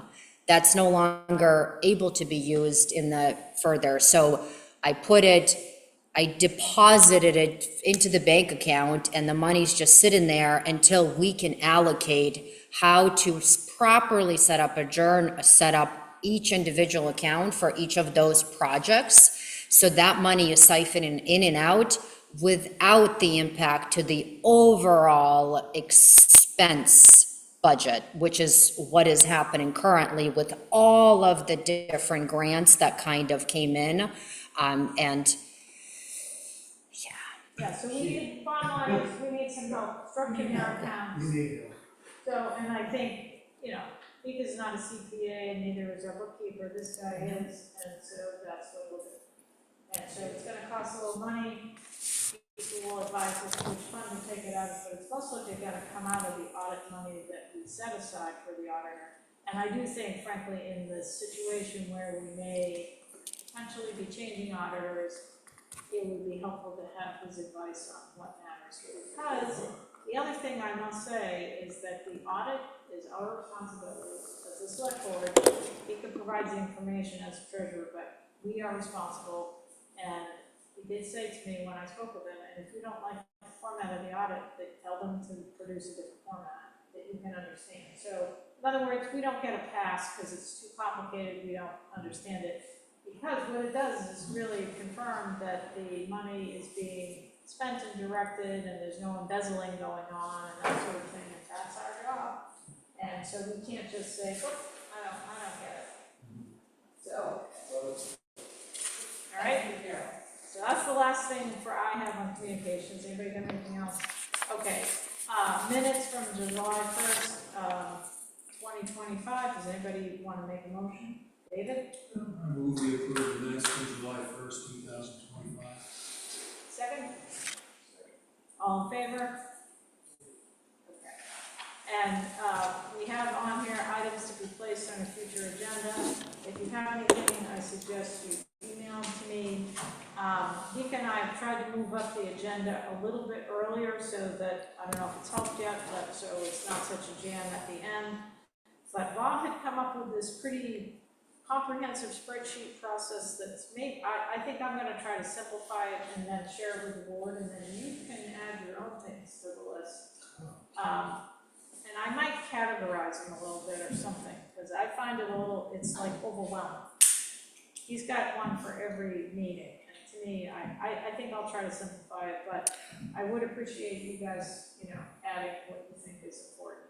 And so we'll be meeting actually in a week or 2 weeks about we have a little time before the next select board meeting is August 4th, I think, 3rd, yeah, it's the, yeah. Yeah, so the next meeting we have is not really a select board meeting, it's like a workshop, and then our next regular meeting will be the first. August 6th. What is it we have on the floor?